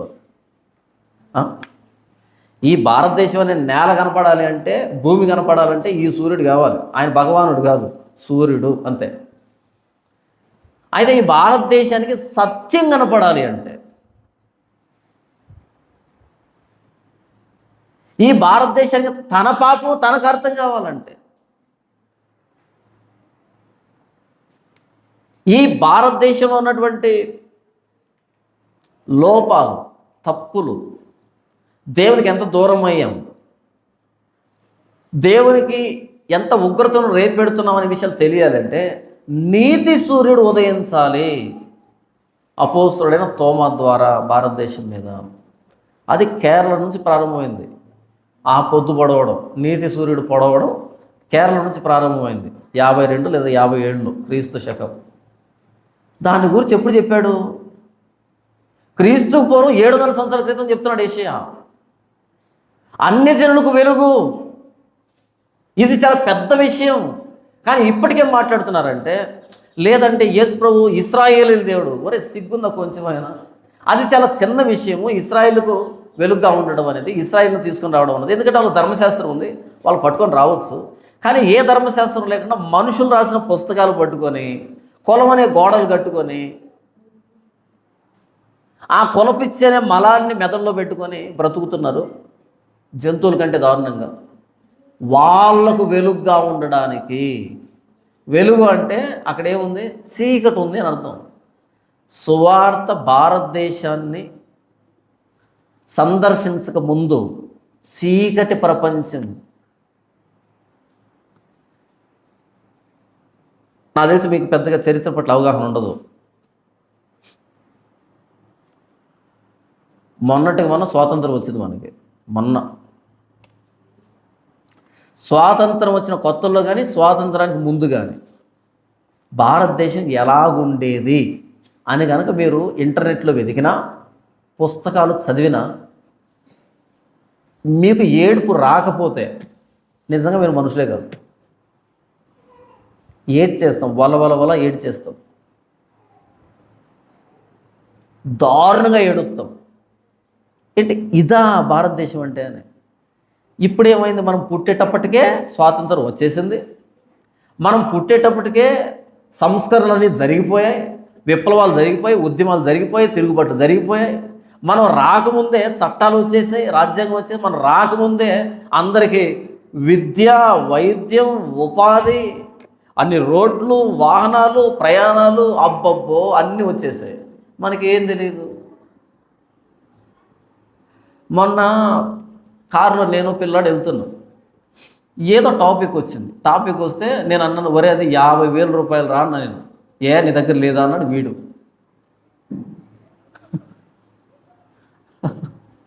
మీకు పాయింట్ అర్థమవుతుందా? ఏదో ఒకటి కొనమన్నాడు, అది 50,000. నేనన్నా ఒరే అది 50,000 రా అన్న. నీ దగ్గర లేదా అన్నాడు వాడు.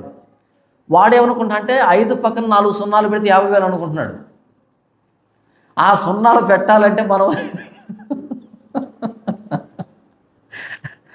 పెన్ను తీసుకొని తెల్ల పేపర్ మీద 5 పెట్టి పక్కనే 4 సున్నాలు పెట్టాలంటే కష్టం కదా. చెమట్లు ఇలా కారిపోతాయి కదా, కారిపోతాయా?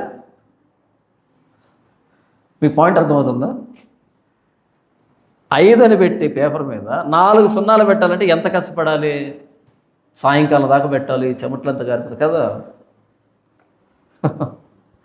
నేను ఇక్కడ కారు వేసుకొని హైదరాబాద్ వెళ్ళి అక్కడ నానా హంగామా చేసి మరలా ఇంటికి వచ్చి జేబులో ఇలా బయటకు తీస్తే 1,000 రూపాయలు 1,500 మిగులుతుంది జేబు. పాయింట్ అర్థమవుతుంది మీకు? ఇంత జర్నీ చేసి, ఇంత హంగామా చేసి జేబులో 2,000, 3,000 మిగులుతుంది. ఇలాంటి ఎన్ని 3,000 కలిస్తే 50,000 అవుతుంది. కానీ వీడికి నొప్పి తెలియకుండా, పిల్లడికి నొప్పి తెలియకుండా చిన్నది పెద్దది తేడా లేకుండా తెచ్చి ఇస్తున్నా. ఎందుకని? తండ్రిని కదా ఇస్తున్నా. వాడికి తెలియదు, దాని విలువ తెలియదు. మీకు పాయింట్ అర్థమవుతుందా? వాడికి విలువ తెలియదు దాని గురించి. ఇప్పుడు నేను నా గతంలోకి వెళ్ళానుకో, వాడి వయసులోకి వెళ్ళానుకో, కాళ్ళకు చెప్పులు లేవు, వీడికి ఎన్ని బట్టలు ఉన్నాయో తెలియదు. కానీ నాకు ఒకటే డ్రాయర్ ఉండేది. నాకు సంవత్సరం అంతా అదే డ్రాయర్ వేసుకుంటావాన్ని.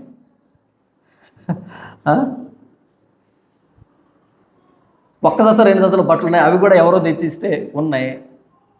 స్నానం లేదు, సమయానికి తిండి లేదు, ఎలా బ్రతికానో కూడా నాకు నిజంగానే తెలియదు ఇప్పుడు దాకా. కానీ వీడికి ఆ పరిస్థితులు లేవు. ఎవరైనా భోజనం పెడతారేమో అని ఎదురు చూసిన చూపులు నావి.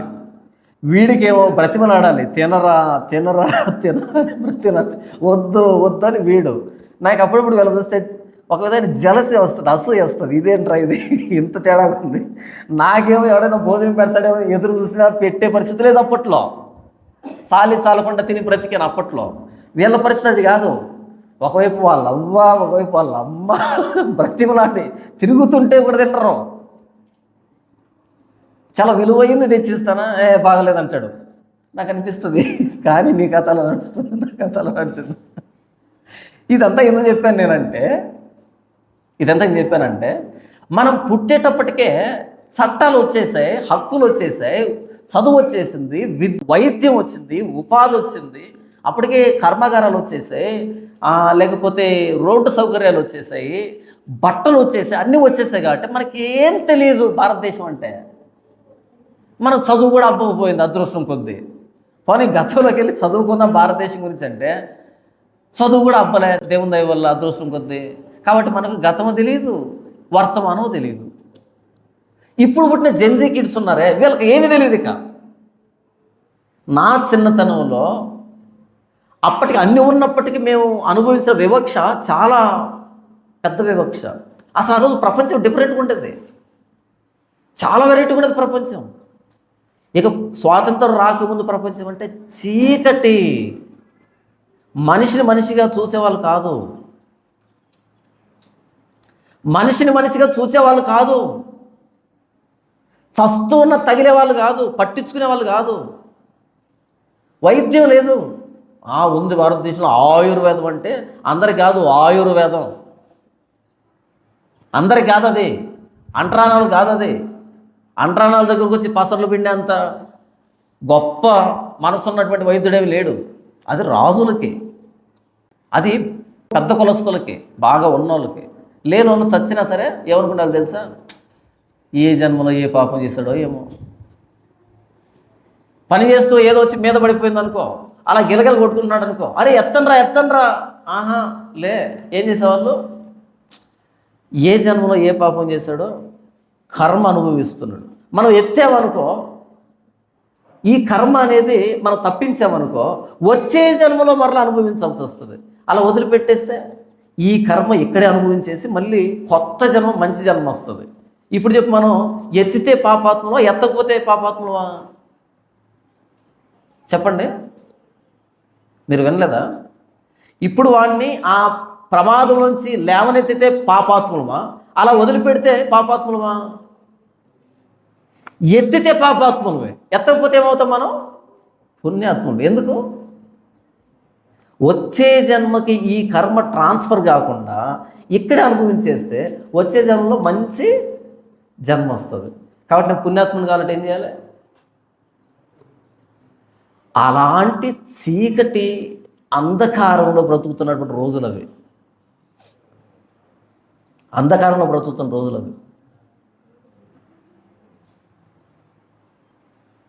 ఆ అంధకార భారతదేశంలో, చీకటి భారతదేశంలో ఎవరు అడుగు పెట్టారు? అపోస్తలుడైన తోమా అడుగు పెట్టాడు, సువార్త అనే వెలుగును తీసుకొని. అప్పటి నుంచి ఇది కర్మ కాదురా, ఇది రోగము, ఇది ప్రమాదము. దేవుడు ఈ దేహాన్ని తయారు చేశాడు. ఈ దేహం అంటే దేవుని నిర్మాణం, ఇది దేవుడు ముచ్చటపడి చేసిన రూపం ఇది. ఈ రూపాన్ని బాగు చేయడం కూడా దేవుని సేవే. ఈ రూపంలో ఉన్న ఆత్మను బాగు చేయడం కూడా దేవుని సేవే అని అప్పటి నుంచి ఈ దేహానికి సేవ చేసేదానికి బయలుదేరారు మిషనరీస్. హాస్పిటల్స్ ఇప్పుడు మీరు చూస్తున్న గవర్నమెంట్ హాస్పిటల్ అని, అప్పుడున్న హాస్పిటల్స్ ఏమనుకున్నారు? ఎంతకీ మిషనరీ హాస్పిటల్స్. ఇప్పటికేమంటారు తెలుసా వాటిని? ఇంగ్లీష్ వైద్యం. పాతరం వ్యక్తులు ఏమో మాట్లాడతారు తెలుసా? ఇంగ్లీష్ వైద్యం అంటే తెలుగు వైద్యం ఒకటి ఉందన్నమాట. అది ఎక్కడ ఉంది ఇంతకీ? అప్పట్లో దోమలు కొట్టి మలేరియా వచ్చిందనుకో, ఏం చేసేవాళ్ళు? మలేరియా ఏం చేసేవాళ్ళు? వెళ్ళి ఏదో ఒక చెట్టు తీసుకొని రావాలి, దాన్ని బెరడు తెచ్చుకోవాలి, దాన్ని నూరి నూరి నూరి నూరి దాన్ని కొండ నీళ్ళల్లో వేసి కాల్చి కాల్చి కాల్చి ఉడకబెట్టి ఎంత ద్రావకం వస్తుంది. ఇంత ద్రావకాన్ని ఉదయాన్నే 2 లోటాలు, మధ్యాహ్నం 2 లోటాలు, 3 సాయంకాలం 2 లోటాలు తాగి ఒక 5 రోజులు తాగి కడుపంతా చెరువు అయిపోతే ఆ తర్వాత మలేరియా తగ్గేది.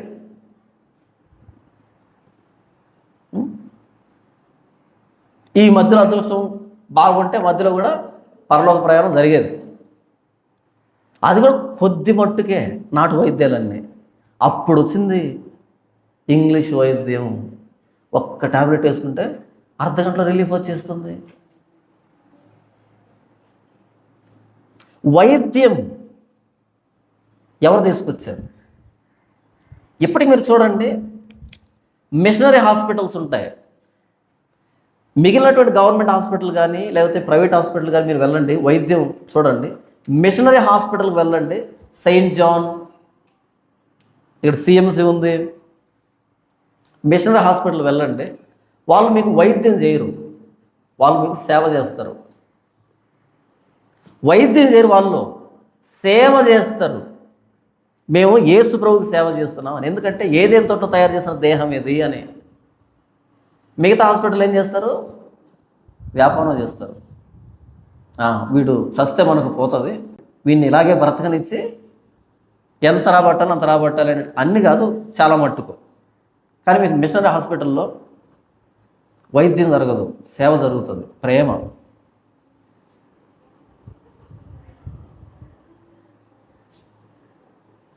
ఎంత బాగుంటుందో తెలుసా మిషనరీ హాస్పిటల్ వైద్యం అనేది. ఒక్క ఇంజెక్షన్ కూడా వృధాగా వేరు, ఒక్క ట్యాబ్లెట్ కూడా వృధాగా వేరు. మొన్న ఒక షార్ట్ చూశాను నేను యూట్యూబ్లో. వాడు మొత్తం అంతా వైద్యం చేస్తాడు, అయిపోయిన తర్వాత 100 రూపాయలు ఇవ్వాలి, డాక్టర్ ఇవ్వాలి. సరే చేయి జాపేలా అంటాడు, చేయి జాపగానే ఒక ఇంజెక్షన్ పొడుస్తాడు. ఎందుకు సార్ ఇంజెక్షన్ అంటే 100 రూపాయలు చెల్లు, 100 రూపాయలు ఇవ్వాలి కదా, నా దగ్గర లేదు అందుకే ఇంజెక్షన్ వేశాను. అలా కూడా వేస్తారు. అలా కూడా ఇంతకుముందు ఎలాగుంటుందంటే ఒక 5 రూపాయలు తక్కువ వస్తే 2 విక్స్ పిల్లలు చేతులు పెట్టేవాళ్ళు, 2 విక్స్ మాత్రలు. ఇవి నమ్మలంటే ఇప్పుడేమైంది, ఒక 100 రూపాయలు తక్కువ వస్తే ఎక్స్ట్రా ఇంజెక్షన్ వేస్తారు. ఎందుకు, అది ఎందుకు ఏమో. ఇక్కడ మనకు రాయచోట్ల ఒక హాస్పిటల్ ఉంది, నువ్వు ఏ రోగం అయినా పోగానే ఒక ఇంజెక్షన్ పొడుస్తాడు. ఎందుకని, నెక్స్ట్ హాస్పిటల్ వెళ్ళకుండా రిజిస్ట్రేషన్ అది ఉండి ఇక్కడే. గొప్ప గొప్ప డాక్టర్లు వచ్చారు ఈ మధ్య. కానీ మీరు మిషనరీ హాస్పిటల్ వెళ్ళండి, ఒక్క ట్యాబ్లెట్ కూడా ఎక్స్ట్రా తీసుకోలేవు. జబ్బు లేకపోతే ఎవరు వ్యాపారం చేయరు. ఎందుకంటే ఇది దేవుని ఆలయం, దేవుడు చేసుకున్న ఆలయం ఇది. దీనికి సేవ చేయడం దేవుని సేవ అని వాళ్ళ ఐడియాలజీ. క్రిస్టియన్స్ ప్రతి బ్లాక్కి ఒక చాపెల్ ఉంటుంది. చాపెల్ అంటే చిన్న చర్చ్ అని. ప్రతి బ్లాక్కి ఒక చర్చ్ ఉంటుంది. ఉదయం సాయంకాలం ప్రసంగం ఉంటుంది. 3 పూట్ల ప్రతి నర్సు వెళ్ళి ప్రార్థన చేసుకోవాలి. అందులో ప్రార్థన చేసుకుని వెళ్ళాలి. ఇప్పుడు నేను గమనించాను, ఎంట్రన్స్లో చాపెల్ ఒకటి ఉంది. డాక్టర్ అలా వస్తున్నాడు, కారు దిగి గబగబా లోపలికి వెళ్ళలే, లెఫ్ట్ తీసుకొని చాపెల్కి వెళ్ళాడు, ప్రార్థన చేస్తున్నాడు, ఆ తర్వాత వెళ్తున్నాడు. ఇదేంటిది? దేవుని సేవ. ఎందుకు చెప్పాను ఇదంతా నేను? అన్య జనులకు వెలుగై ఉండునట్లు భారతదేశానికి సువార్త రాక ముందు ఉన్న చీకటి మనకు తెలియదు, మనం చదువుకోలే కనీసం. అట్లీస్ట్ ఆ వీడియోలు కూడా మనం చూడం. ఇక మీదట వెళ్ళి మీరు యూట్యూబ్ ఓపెన్ చేయండి. స్వాతంత్రానికి ముందు భారతదేశం ఎలాగుంది, భారతదేశం వచ్చిన కరువులు ఏంటి, భారతదేశంలో కుల వివక్ష ఏంటి, భారతదేశంలో వచ్చిన యుద్ధాలు ఏంటి, కుట్రలు కుయుక్తులు ఏంటి, ఎవరు నష్టపోయారు, ఎలా చచ్చిపోయారు, ఎలా బ్రతికారు. బెంగాల్ కరువు అని ఒకటి ఉంటుంది, బెంగాల్ ఫ్యామిలీ అని ఒకటి ఉంటుంది. ఫోటోలు చూసినా సరే భయపడతారు, ఫోటోలు చూస్తే భయపడతారు. ఇది నిజమా అని. మొన్నటికి మా జేజన చెప్తుండేవాడు, అప్పట్లో గంజి కరువు వచ్చిందిరా అని. గంజి కరువా? గంజి అంటే ఏంటి?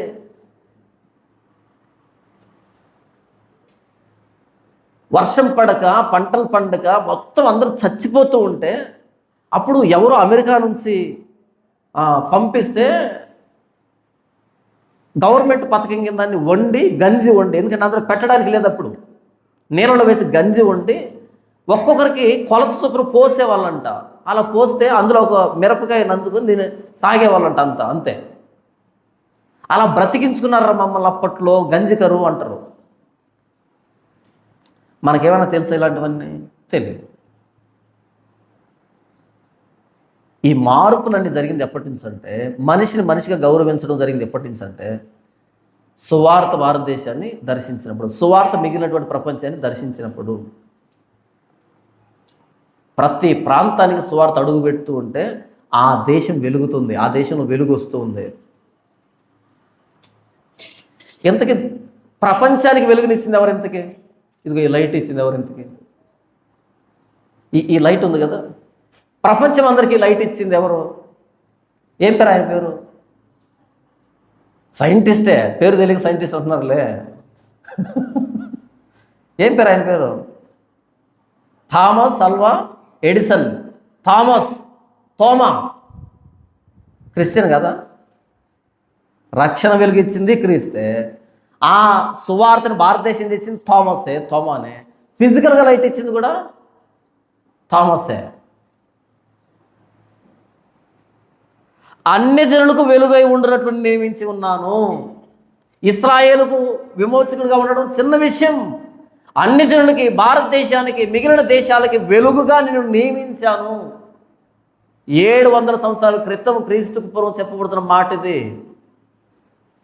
ఈ మాట నెరవేర్పులోకి వచ్చి మన వీధులకు సువార్త వస్తే మత ప్రచారం అంటున్నాం. ఎప్పటికీ మూర్ఖులు తయారైపోయారు. చదువుకోరు, తెలీదు ప్రపంచం గురించి. మరి ప్రపంచానికి ఈ వెలుగునిచ్చింది ఒక క్రైస్తవుడు కదా. ఆ వెలుగు కంటే శ్రేష్టమైన వెలుగు, అజ్ఞాన అంధకారంలో, పాప అంధకారంలో ఉన్న మనకి పరలోకపు వెలుగుని సువార్త రూపంలో ప్రకటిస్తున్నారు అనే తెలివి లేనటువంటి మూర్ఖులు తయారయ్యారు. మత ప్రచారం చేయొద్దు, మత ప్రచారం చేయొద్దు అని. ఏమవుతుంది మత ప్రచారం చేస్తే? ఎన్ని కోట్ల నష్టం వస్తుంది? యేసు ప్రభు గురించి 4 మాటలు చెప్తారు, వింటే విని లేకపోతే సైలెంట్గా ఉండు. దాని కింద మత ప్రచారం పేరు పెట్టడం మూర్ఖత్వం. ఇలా అన్ని జనులకి యేసు ప్రభు వెలుగుగా నియమించబడింది. ఎప్పుడు? యెషయా గ్రంథం 49లో చూడండి. యోహాను సువార్తలో ఒక అద్భుతమైన మాట ఉంటుంది చూడండి. మొదటి అధ్యాయం 1వ వచనం నుంచి, ఆదియందు వాక్యం ఉండెను, వాక్యం దేవుని యొద్ద ఉండెను, వాక్యం దేవుడై ఉండెను. ఆయన వాక్యం అన్నాడు, తర్వాత ఆయన అన్నాడు. అంటే వాక్యముగా ఉన్న ఆయన ఆదియందు దేవుని యొద్ద ఉండెను, సమస్తమును ఆయన మూలంగా కలిగెను. సమస్తం, అందులో భారతదేశం ఉందా లేదా? భారతదేశం ఆయన మూలంగా కలిగెను. ఇప్పుడు భారతదేశం దేవుడు ఎవరు? యేసు ప్రభు. భారతదేశం ఆయన మూలంగా కలిగెను. తర్వాత కలిగి ఉన్నది ఏది ఆయన లేకుండా కలగలేదు. ఆయనలో జీవం ఉండెను, ఆ జీవము మనుషులకు వెలుగై ఉండెను. ఆ వెలుగు చీకటిలో ప్రకాశించుతున్నది, కానీ చీకటి దాన్ని గ్రహింపకుండెను. ఆ వెలుగు ఇదే, సువార్త వెలుగు. నేను లోకానికి వెలుగుని 8:12 యోహాను సువార్తలో. ఇలా క్రీస్తు వెలుగుగా నియమించబడ్డాడు 49వ అధ్యాయంలో. ఇంతవరకు నేనేం చెప్పానంటే ఆయన ఇశ్రాయేల్ దేవుడు అండి, ఇశ్రాయేల్కి దేవుడు అండి. ఒరే నాయన, భారతదేశానికి అంతకంటే ముందు దేవుడు రా స్వామి. భారతదేశం చేసింది ఆయన, మొత్తం ప్రపంచాన్ని చేసింది ఆయన. కలిగి ఉన్నది ఏది ఆయన లేకుండా కలగలేదు. మనం పెట్టుకున్నాంలే రకరకాల వస్తువుల్ని, రకరకాల పాత్రలు పెట్టుకొని మనం మోసపోతున్నాం. మనుషుల నిరర్ధక తత్వజ్ఞానం అని రాయబడుతుంది కొలస్సీ పత్రికలో. మనుషుల నిరర్ధక తత్వజ్ఞానం. ఏ తత్వజ్ఞానం అంట? నిరర్ధకం, అర్థం పర్థం లేని తత్వజ్ఞానం.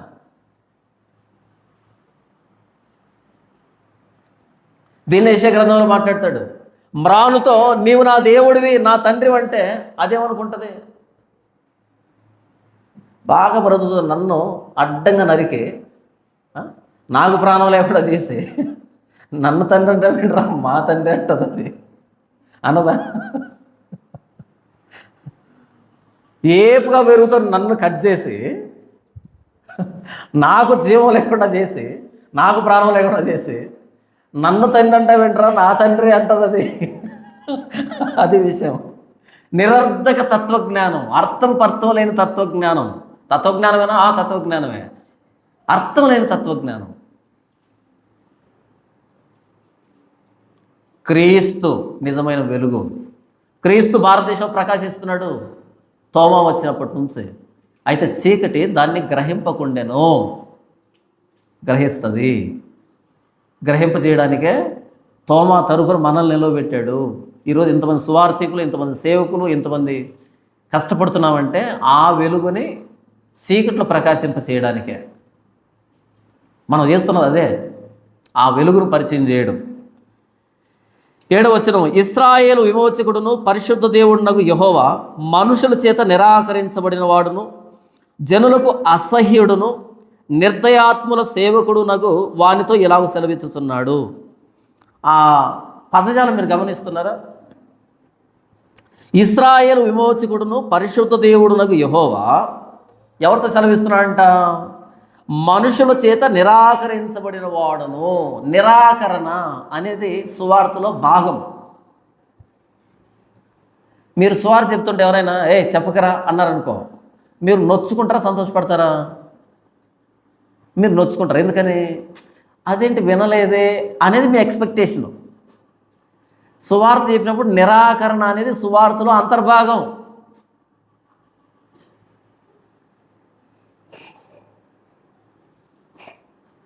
మీరు ఒక ప్లేట్ ఇడ్లీ అడిగారు అనుకోండి, ఉం? ఆ ప్లేట్ ఇడ్లీతో పాటు సాంబారు చట్నీ ఇస్తాడా? ఆ సాంబారు చట్నీ తీసి ఎవడో నేను అడిగానా అని విసిరేసావనుకో, నిన్నేమనాలి? ప్లేట్ ఇడ్లీ అంటే అందులో 4 ఇడ్లీలు ఉంటాయి, అందులో సాంబార్ ఉంటుంది, ఎర్రగారం ఉంటుంది, పప్పుల చట్నీ ఉంటుంది. ఉంటాయా? నేను అడిగింది ఇడ్లీ కదా అంటే, మరి ఇడ్లీ కాంబినేషన్ అది. సువార్త అంటే అందరూ వింటారని కాదు, విననోళ్ళు కూడా సువార్తను స్పందిస్తున్నారని అర్థం. ఓకే,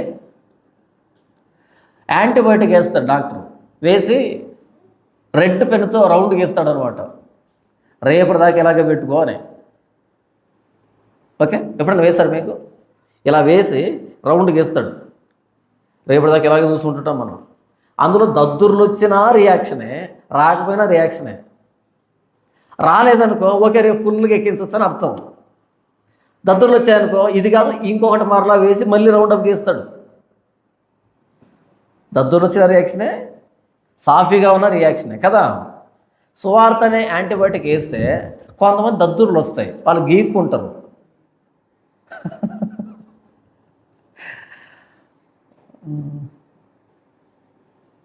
దాన్ని ఇంకొక రూపంలో ఎక్కించాలి వాళ్ళకి. ఇప్పుడు గీక్కున్నారు కదా దురద వచ్చిందని, ఎందుకని? ఇప్పుడు పాపం జేబు నిండా డబ్బు ఉంది, శరీరం నిండా ఆరోగ్యం ఉంది, మంచి వయసులో ఉన్నాడు కాబట్టి ఆ మాత్రం ఊపు ఉంటుంది. కొద్ది రోజులు పోయిన తర్వాత ఏదో ఒకటి నెత్తి మీదకి వస్తుంది. అప్పుడు అదే పేషెంట్ మరలా పిలుస్తాడు, డాక్టర్ గారు ఇంకొక యాంటీబయాటిక్ ట్రై చేయరాదు అని. వస్తాడా రాడా? పెద్ద పెద్ద క్యాకులేషన్ వల్ల తర్వాత వచ్చేవాళ్ళే. మనం కూడా అలాగే చేసాం గతంలో, అది కాన్ఫిడెన్స్. అపోస్తలుడైన పౌలు సౌలుగా ఉన్నప్పుడు ఎంత హంగామా చేశాడు, అసలు యేసు ప్రభు నామాన్నే లేకుండా చేద్దాం అనుకున్నాడు. పాపం ఆయన కోసమే హతసాక్షి అయ్యాడు. మనం అంత ఓవరాక్షన్ చేయకూడదు దేవుని దగ్గర, ఎందుకంటే మనల్ని పుట్టించినాడు కదా. Don't teach your dad what to do అని ఒక ప్రవర్తన అనమాట. మీ నాన్నకి ఏం చేయాలో చెప్పొద్దు అని. నాన్నకు చెప్పొచ్చా? నేనేం చెప్తున్నా అంటే, మనుషుల చేత నిరాకరించబడిన వాడు, నిరాకరణ, రిజెక్షన్ అనేది సువార్తలో అంతర్భాగం. మనల్ని చాలామంది రిజెక్ట్ చేస్తారు. నేను నవ్వుకుంటున్నాను, ఎందుకని? దద్దుర్లు వస్తున్నాయి పాపం అని. నేను కనికరం కలిగిన డాక్టర్ని. యేసు ప్రభువుని తిరస్కరించారు, అపోస్తులను తిరస్కరించారు. అపోస్తులు సువార్తకు వెళ్తే యేసు ప్రభు అన్నాడు, ఎవరైనా మిమ్మల్ని చేర్చుకోకపోతే ఏం చేస్తారు? గడ్డం పట్టుకొని బాబాబు ప్లీజ్ రా నాయనా నీకోసం చెప్తా అని అనొద్దు. మరేం చేయాలి? జస్ట్ బయటకు వచ్చి వాళ్ళ ఇంటికి నీకు సంబంధం ఉండకూడదు. ఒక సంబంధం ఉంది, అదేంటి? నీ కాలు కంటుకుని చూసావు దుమ్ము, అది వాళ్ళ ఇంట్లోదే కదా. ఏం చేస్తావు? ఇలా విదిలిస్తే దుమ్ము అంతా అక్కడే రాలిపోవాలి. ఇది నీ దుమ్మురా, నాకు నీ దుమ్ము కూడా వద్దని. ఇదే అమ్ముడు పోను సరుకు కాదు, ఆఫర్లు ఇవ్వడానికి. మీరు ఎప్పుడైనా మార్కెట్కి వెళ్ళండి, వంకాయలు అడగండి, కేజీ వంకాయలు ఎంత అంటే 15 అంటాడు. 10 రూపాయలకి ఇవ్వవా అంటే ఇస్తాడా? ఇవ్వడా? మానస ఎప్పుడు మార్కెట్కి వెళ్ళలే, 5 రూపాయలు కూడా ఇస్తాడు. ఎందుకు ఇది వంకర పోయింది, ఇది పుచ్చిపోయింది, అది పోయింది, ఇది అంటున్నావు అనుకో, సరే 5 రూపాయలు నీకు అంటాడు. ఎందుకని? అదే సాయంకాలం వెళ్ళామనుకో 5కు 3 కేజీలు కూడా ఇస్తాడు. వంకాయలు అలాగే ఉంటాయి. కానీ మీరు గోల్డ్ షాప్కి వెళ్ళండి, ఎప్పుడైనా వెళ్ళండి, సంవత్సరంలో ఏ సీజన్ అయినా వెళ్ళండి, తులం 1,50,000 అంటే 1,50,000. 10,000 తగ్గించుకోవా? తగ్గించుకోండి. ఎందుకు? అది వంకాయ కాదు, పురుగులు పడ్డానికో పుచ్చిపోవడానికో. అది బంగారం. రూపాయి కూడా తగ్గించడు, ఒక్క రూపాయి కూడా తగ్గించడు. తీసుకుంటే తీసుకుని అది లేదు. తీసుకోకపోతే పుచ్చిపోతుందేమో అనే భయం ఉందనుకో, అప్పుడు ఇస్తాడు ఫ్రీగా కూడా. అది పుచ్చిపోదే, విలువ తగ్గదు, ఇంకా పెరిగే కొద్దీ రేటు పెరుగుతుంది. అది ఈరోజు తీసుకోలేదు అనుకో, రేపు 10,000 పెరిగి ఉంటుంది రాత్రి. ఎందుకు వచ్చిన కర్మని ఇప్పుడు తీసి పెట్టుకుంటారు. మనోళ్ళు ఏం చేస్తారంటే సువార్తని వంకాయల వ్యాపారంగా మలిచారు. సువార్తని ఎలా మలిచారు? వంకాయలు వ్యాపారం. మీరు చర్చికి రండి, మీకు దేవుడు అది చేస్తాడు, దేవుడు ఇది చేస్తాడు. ఎందుకు ఆఫర్లు ఇవ్వాలి? ఆయన చేస్తే వస్తారు కదా వాళ్ళు. చర్చికి వస్తే చేయడు ఆయన, ఇంటి దగ్గరే చేసి చర్చికి పిలిపిస్తాడు. పాపం చెప్పడం తప్పు. యేసు ప్రభు చర్చికి రండి చేస్తాను ఎప్పుడు చెప్పలే, వాళ్ళ ఇంట్లోనే చేశాడు ఆయన. ఇప్పుడు చర్చికి రావాలంటే రండి, లేకపోతే లేదని చెప్పాడు. శతాధిపతి తన దాసుల కోసం యేసు ప్రభు దగ్గరికి వచ్చాడు. ముందు చర్చి పట్టుకురా అని అన్నాడా? మీరు గమనించండి. యాయిరు వచ్చాడు, నా కూతురు చచ్చిపోతుందని. యాయిర్ని తీసుకొని పో అన్నాడా? పద వస్తున్నా అన్నాడా? లేకపోతే మీరు చూడండి, యేసు ప్రభు వాళ్ళ ఇంటికి వెళ్ళి చేసి వచ్చాడు. గెరాసేన ప్రాంతంలో ఒకటి దయ్యం పట్టింది, వాడిని పట్టుకొచ్చేసాడు అన్నాడా? ఈయన వెళ్ళాడు. మీరు బైబిల్లో చదివితే యేసు ప్రభు ఎక్కడ ప్రాబ్లం ఉందో అక్కడికి వెళ్ళి చేశాడు. వాళ్ళు వస్తారా ఆయన పట్టించుకోలే. ఈరోజు మనోళ్ళు ఏం చేస్తారు తెలుసా? వాళ్ళని చర్చికి పట్టుకొని రండి 7 వారాలు అంటే మన సమస్య చర్చ్ అన్నమాట. చర్చికి అలవాటు చేయించాలి వాళ్ళని. చర్చిలో నిద్ర చేస్తానంటే 7 వారాలు పండంటే బిడ్డ పుడతాడంట. చర్చిలో నిద్ర దేనికి? ఇదేమైనా అమ్మగారిన్లా లేకపోతే అత్తగారిన్లా? ఎందుకు ఇక్కడ నిద్ర చేయాలి? కరెంటు బిల్లు వేస్ట్ కదా, ఇంట్లో పడుకోవచ్చు కదా. యేసు ప్రభు ఇంటి దాకా రాడు, ఆయన రాలేడు. మీరు చర్చికే రావాలి. ఫస్ట్ వాళ్ళ ఇంట్లో స్వస్థత చేయండి, వాళ్ళ ఇంటికి వెళ్ళి స్వస్థత చేయండి, చర్చి పిలవకండి. వాడికి నిజంగా స్వస్థత వస్తే వాడిని చర్చికి రావద్దని బోర్డు పెట్టినా వస్తాడు లోపలికి. ఇది ఫార్ములా. యేసు ప్రభు కానీ అపోస్తులు కానీ వాళ్ళ ఇంటికి వెళ్ళి చేసి వచ్చారు. వాళ్ళు ప్రతి గ్రామానికి ప్రతి ప్రాంతానికి ఎందుకు వెళ్ళారు చర్చి కట్టకుండా? మీరు సర్వలోకాన్ని సర్వ సృష్టిని యెరూషలేముకి పిలవండి, వచ్చి కూర్చుంటే వాక్యం చెప్పండి అని అన్నాడు కదా. మరేమన్నాడు? మీరు సర్వలోకానికి సర్వ సృష్టికి వెళ్ళండి, ప్రకటించండి, అవసరమైతే అద్భుతాలు, స్వస్థతలు, సూచక్రియలు, దయ్యాలు మొత్తం ఏమైనా చేయండి. వాళ్ళ ఇంటికి వెళ్ళి ఇంటింటికి పరిపాలన అప్పుడే, ఇప్పుడు కాదు. ఇది కాపీ వర్షన్. ఇది ఇప్పుడు వాలంటీర్ వ్యవస్థ ఉందా? ఇంటింటికి వచ్చి ఇస్తున్నారా? ఇంటింటికి అంటారు, మరలా ఫింగర్ వేయడానికి అక్కడ పిలుస్తారు. అదేంటి మనకు అర్థం కాదు. కానీ ఇంటింటికి వెళ్ళి స్వస్థత, ఇంటింటికి వెళ్ళి సువార్త అన్నది ఒరిజినల్ గాస్పెల్. అది అలా ఎవడైనా ఇంట్లో చేర్చుకోకపోతే ఇంట్లోంచి బయటకు వచ్చి ఇలా విదల్చండి, ఇలా కొట్టండి, ఆ దుమ్ము కూడా నీకు వద్దు అని చెప్పాడు యేసు. అంత రోషంగా చేయండి. ఎందుకంటే ఇది బంగారు వ్యాపారం, వజ్రాల వ్యాపారం. ఇది రేటు తగ్గదు, ఇది డిమాండ్ ఉంటుంది దీనికి. మన వాళ్ళు ఏం చేశారు? దీన్ని వంకాయల వ్యాపారంగా మలిచారు, వజ్రాల వ్యాపారాన్ని. ఆఫర్లో చర్చికి రండి, అది వస్తుంది, ఇది వస్తుంది. ఎందుకు రావాలి చర్చికి? ముందు వాడికి స్వస్థత వస్తే వాడికే చర్చికి రావాలి. నా ఆరోగ్యాన్ని బాగు చేసిన వాడు దేవుడు, ఆయన నేను తెలుసుకోవాలి, ఆయన రక్షణ పొందాలి అని రావాలి వాడు. అంతేగాని చర్చికి వస్తే స్వస్థత ఏంటి? దరిద్రంగా. స్వస్థత ఇంటికి రావాలి. యేసు ప్రభువును యాయీరు వచ్చి నా కుమార్తె సావు బ్రతుకులో ఉందని దండం పెట్టాడు. అప్పుడు యేసు ప్రభు అనాలి, ఒరే ఇంత బిజీ పర్సన్ని, ఇంత ఇన్ఫ్లుయెన్సర్ పర్సన్ని, ఇంత పాపులారిటీ ఉన్న వ్యక్తిని నీ ఇంటికి ఎందుకు రావాలి నేను? నాకు అంత టైం లేదని చెప్పాలి కదా ఆయన. అపోస్తులు చెప్పాలి కదా, ఆయన టైం లేదు, ఆయన బిజీగా ఉన్నాడు, చాలా షెడ్యూల్ ఉన్నాయి అని చెప్పాలి కదా. చెప్పలే. పద వస్తున్నా. ఏమైనా అర్థమవుతుంది? యేసు ప్రభు వెళ్ళాడంటే నన్ను పిలిస్తే వెళ్తాను, ఎందుకంటే నాకేం పని లేదు. కానీ క్రీస్తు చుట్టూ కొన్ని వేల మంది జనాభా. ఆయన కదులుతున్నాడంటే 10 ఊర్లు కదులుతున్నాయని అర్థం, తండోపతండాలుగా. అలాంటి పర్సన్ని ఒక వ్యక్తి వచ్చి నా కుమార్తె సావు బ్రతుకులో ఉందంటే పద అన్నాడు. గెరాసేను ప్రాంతంలో ఒకడు దయ్యాలతో అలమటిస్తూ ఉంటే, ఇబ్బంది పడుతూ ఉంటే ఆయన వెళ్ళాడు పర్సనల్గా. మొదట వాళ్ళ ఇంటికి వెళ్ళి వాళ్ళకు స్వస్థత చేసి రావాలి. మనం చర్చికి రమ్మని చెప్పకూడదు. వాడికి జరిగితే వాడే మనల్ని పట్టుకొని మీతో పాటు వస్తాం, మీతో పాటు తిరుగుతాం, ఇంకా తెలుసుకోవాలని ఉంది క్రీస్తు గురించి అని వాడు ఆసక్తి రావాలి. ఇది ప్యాటర్న్, బైబిల్లో చెప్పిన ప్యాటర్న్. ఈరోజు మన వాళ్ళు ఏం చేస్తారు? చర్చికి తీసుకుని వెళ్తే స్వార్థ వస్తుంది, చర్చికి తీసుకుని వెళ్తే స్వస్థత వస్తుందంట, దయ్యాలు పోతాయంట. చర్చిలో ఏం జరగవు. చర్చిలో వాక్యం ప్రకటించబడాలి, చర్చిలో వాక్యం ప్రకటించబడాలి, క్రీస్తు గురించి ఎక్స్ప్లెయిన్ చేయబడాలి. మనం పిలవకూడదు అలా. నేనేం మాట్లాడుతున్నాను ఇక్కడ? మనుషుల చేత నిరాకరించబడిన వాడు, నిరాకరణ, రిజెక్షన్ అనేది సువార్తలో అంతర్భాగం. అందరూ అంగీకరించరు, కొంతమంది తిరస్కరిస్తారు. తిరస్కరించడం కూడా సువార్తకి స్పందనే, రెస్పాన్స్. అది కూడా వాడు వినకపోతే బూతులు మాట్లాడుతాడంటే అది కూడా రెస్పాన్సే.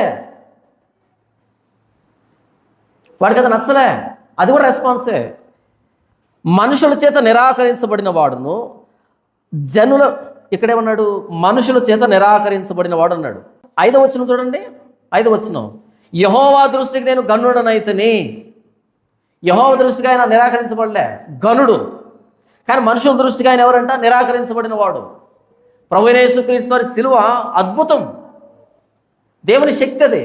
కానీ మనుషులకి కొంతమందికి ఎలా కనపడుతుంది? అది వెర్రితనంగా కనపడుతుంది. సిలువను గురించిన వార్త నశించే వాళ్ళకి వెర్రితనంగా కనపడుతుంది.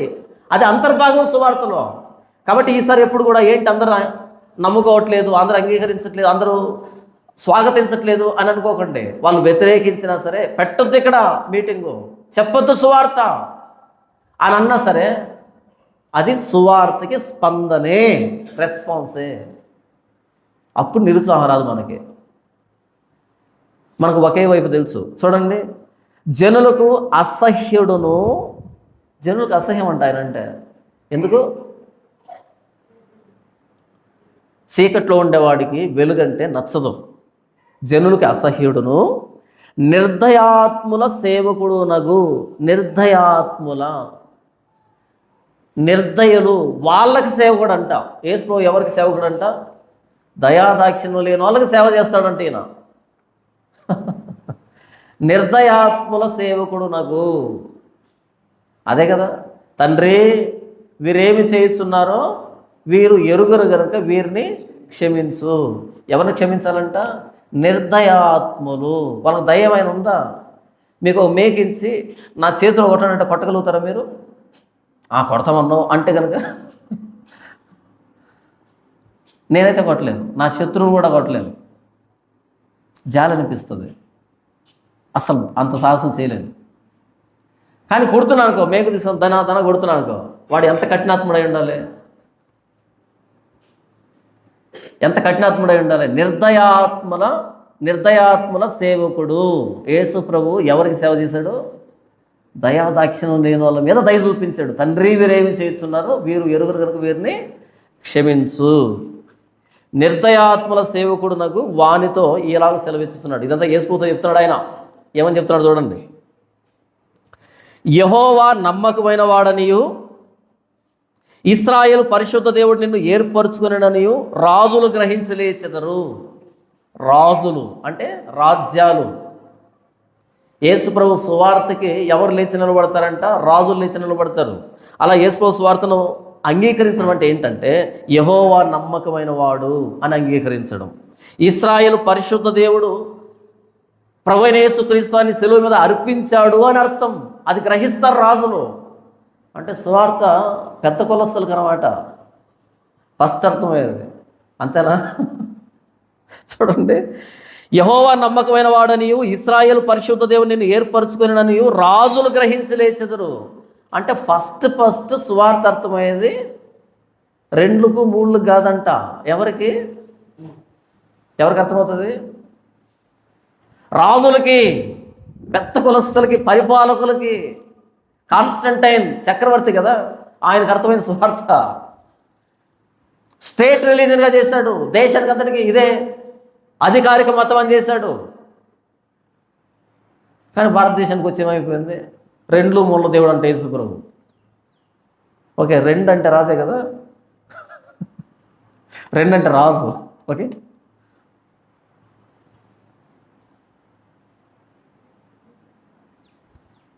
రాజులు గ్రహించలేస్తారు, రాజులకు వినపడుతుంది, రాజులు అంగీకరిస్తారు. రాజు అంగీకరించాలంటే రాజ్యం అంతా అంగీకరిస్తుంది. అధికారులు నీకు నమస్కారం చేసేదరు. సువార్తకి భవిష్యత్తు. అధికారులు సాగిలపడాలి, సాష్టాంగపడాలి. అది సువార్త గొప్పతనం అంటే. మనం చెప్పే విధానంలో చెప్పక వాళ్ళు పాపం ఇదే క్రైస్తవ్యం అని బయట జరుగుతున్న తమాషాలు అనుకుంటున్నాడు. చెప్పే విధానంలో చెప్తే రాజులు సైతం తలవంచాల్సిందే. అపోస్తలుడైన పౌలు ఎవరు సువార్త చెప్పాడు? రాజుల ఎదుటను అధికారుల ఎదుటను ఆయన నామాన్ని భరించడానికి అపోస్తలుడైన పౌల్ని యేసుప్రభు ఏర్పాటు చేసింది దేనికోసం అంటే రాజులకు సువార్త చెప్పడానికే. ఏంటో మనకు ఆ ధైర్యం లేదు, ఆ గట్స్ లేదు, ఆ చెప్పే విధానం లేదు. అది పౌలు గొప్పతనం కాదు, క్రీస్తు గొప్పతనం. మన గొప్పతనం మీద ఆధారపడతారు కదా. క్రీస్తుని గురించి మాట్లాడితే ఎవడైనా వినాల్సిందే. రాజు మనిషే కదా.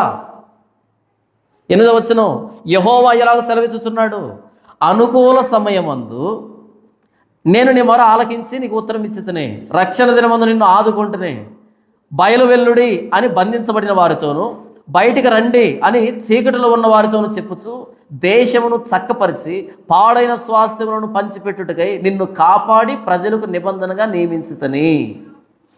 అనుకూల సమయమందు నీకు ఉత్తరం ఇచ్చితని. Right time. సువార్త అందరికీ రైట్ టైంలో రీచ్ అయింది. ప్రతి ఒక్కడికి క్రీస్తు అర్థమయ్యే ఒక టైం ఉంటుంది. నువ్వు చెప్పాలి, నువ్వు ప్రార్థన చేయాలి, వాడికి ఒక టైం ఉంటుంది. ఆ టైంలో ఆలకిస్తాడు ఆయన. యేసుప్రభు గురించి మాట్లాడుతూ అనుకూల సమయమందు నేను నీ మొర ఆలకించి నీకు ఉత్తరం ఇచ్చేదని 3వ రోజు తిరిగి లేపాడు కదా.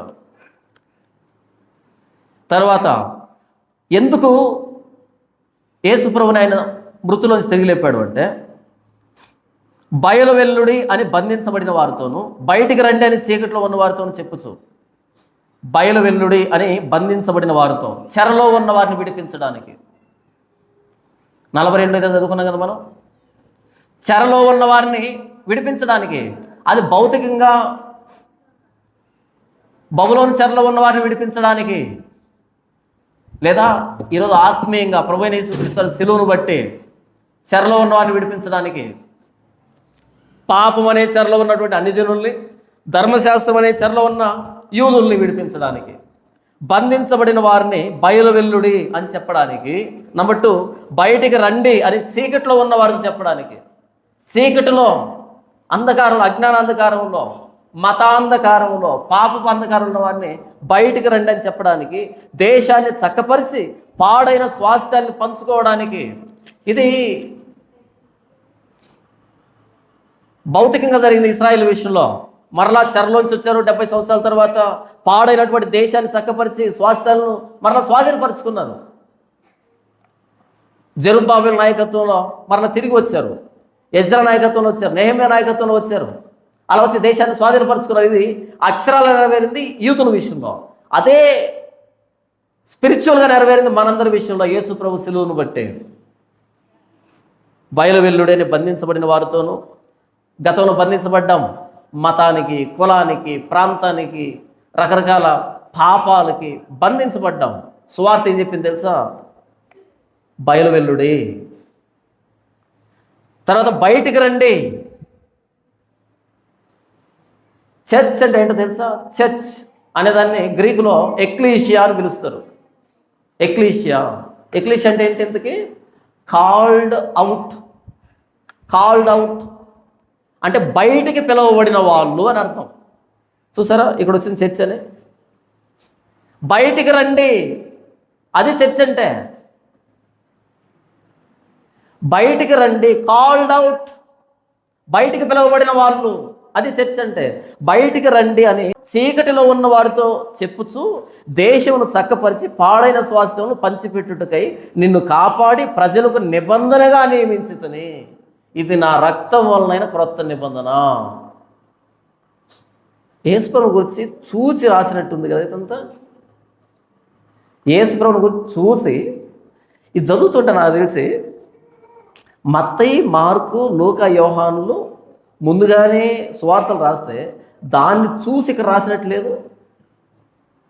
లేకపోతే దీన్ని చూసి వాళ్ళు సువార్తలు రాశారా?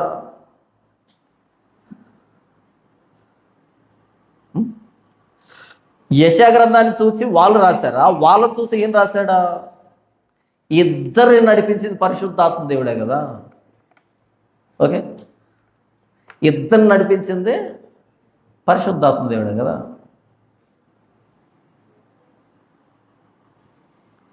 నిన్ను కాపాడి అంటే పునరుద్ధానునిగా చేసి నిన్ను కాపాడి ప్రజలకు నిబంధనగా నియమించితిని, ఇది నా రక్తం వలన క్రొత్త నిబంధన.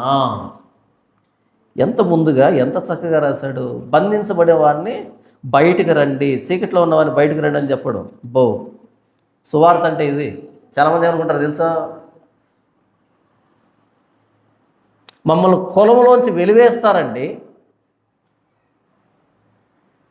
వాళ్ళు వెలివేయడం కాదు, దేవుడు పిలుస్తున్నాడు బయటికి రండి అని.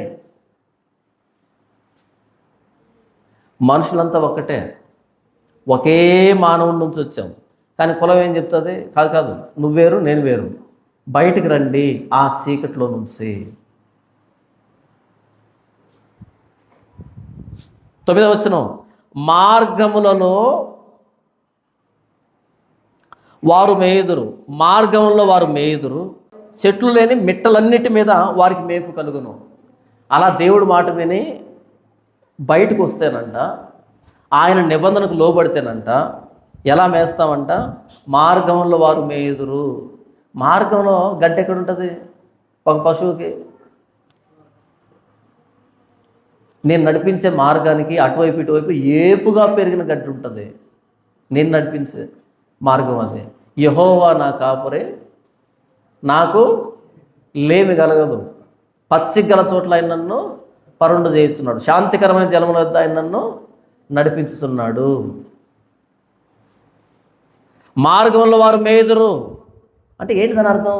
ఐగుప్తు నుంచి వచ్చేటప్పుడు తింటూ కదా వచ్చారు వాళ్ళు, 40 సంవత్సరాలు తింటూ వచ్చారు కదా. మేపుతాను మిమ్మల్ని, నా మాట విని బయటకు వస్తే చీకట్లో నుంచే మార్గంలో మేపగలుగుతుంది మీకు. అంత చక్కగా మేపుతా మిమ్మల్ని నేను, అంత చక్కగా కాపాడుతా మిమ్మల్ని, పోషిస్తా నేను. నిజం చెప్తున్నాను, ఆయన నన్ను పిలవక ముందు, ఆ పాపపు జీవితాన్ని ఆ చీకటి జీవితాన్ని విడవక ముందు తినడానికి ఏమీ లేదు. అందరి వైపు చూసేవాడిని, ఎవరైనా పెడతారేమో అని. ఆయన పిలిచాడు, ఆ పిలుపుకు లోబడ్డాను. లోబడేటట్టు ఆయన చేసుకున్నాడులే, మనం అంత తొందరగా నమ్మే రకం కాదు కదా. ఆయనే లోబడేట్టుగా చేసుకుని నన్ను ఎప్పుడైతే బయటికి పిలిచాడో తిండి అయిపోవట్లేదు, తినలేకపోతున్నాను. దేవుడి మాట విని లోబడండి. ఆత్మీయంగా తక్కువ లేదు, భౌతికంగా తక్కువ లేదు, ఏది తక్కువ ఉండదు. 12 గంపలు ఎత్తేడు చేస్తాడు ఆయన, 12 గంపలు ఎత్తిస్తాడు ఆయన. ఉదయం ఏనోసి మాట్లాడుతున్నాడు, అన్న 12 సంవత్సరాల పాప, 12 సంవత్సరాల రక్తస్రావ రోగం, 12 గంపలు ఎందుకు మర్చిపోయి అక్కడే కదా ఉంది.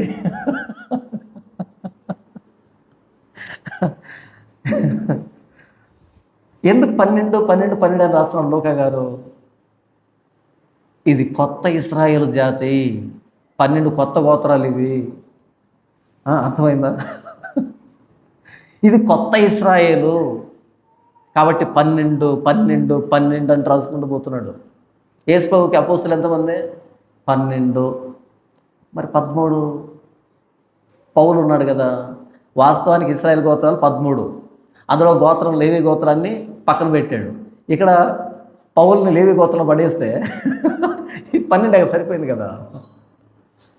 ప్రతిదీ పోలికే. నేనేం చెప్తున్నానంటే, ఒక్కసారి ఆయన పిలిచినప్పుడు ఆ పిలుపుకు లోబడు. భౌతికంగా తక్కువ కాదు, ఆత్మీయంగా తక్కువ కాదు. నేను అనుభవిస్తున్నా, మీరు కూడా అనుభవిస్తున్నారా? ఖచ్చితంగా ప్రతి క్రైస్తవుడు అనుభవిస్తాడు. ఎందుకంటే ఇది మీ భక్తి మీద ఆధారపడి నడవదు. ఆయన పిలిస్తే లోబడ్డారు కాబట్టి ఆయన ఇస్తాడు అంతే. ఐగుప్తు నుంచి బయటికి రండి, వచ్చారు బయటికి. భోజనం ఎవరు పెట్టాలి? భోజనం ఎవరు పెట్టాలి? ఆయన పెట్టాలి. 40 సంవత్సరాలు పెట్టాడు. వీళ్ళు సనుగుతున్నా పెట్టాడు, గొనుగుతున్నా పెట్టాడు, తిరుగుబాటు చేస్తున్నా పెట్టాడు, వెనక్కి వెళ్తామని చెప్తున్నా పెట్టాడు, బంగారు దూడని చేసినా పెట్టాడు. ప్రతిదీ ఏం చేసే పెడుతూనే ఉన్నాడు అంతే. ఆయన నమ్మకత్వం మీద జరుగుతున్న ప్రయాణం ఇది, నా నమ్మకత్వం మీద కాదు, మీ నమ్మకత్వం. మీరు క్రీస్తు పిలుపుకు లోబడితే ఇస్తాడు అంతే. 100 రూపాయల బాండ్ పేపర్ తెచ్చుకొని నేను రాసేస్తాను అంతే. 100 రూపాయల బాండ్ పేపర్ మీద సంతకం పెట్టేస్తాను, ఇస్తాడు.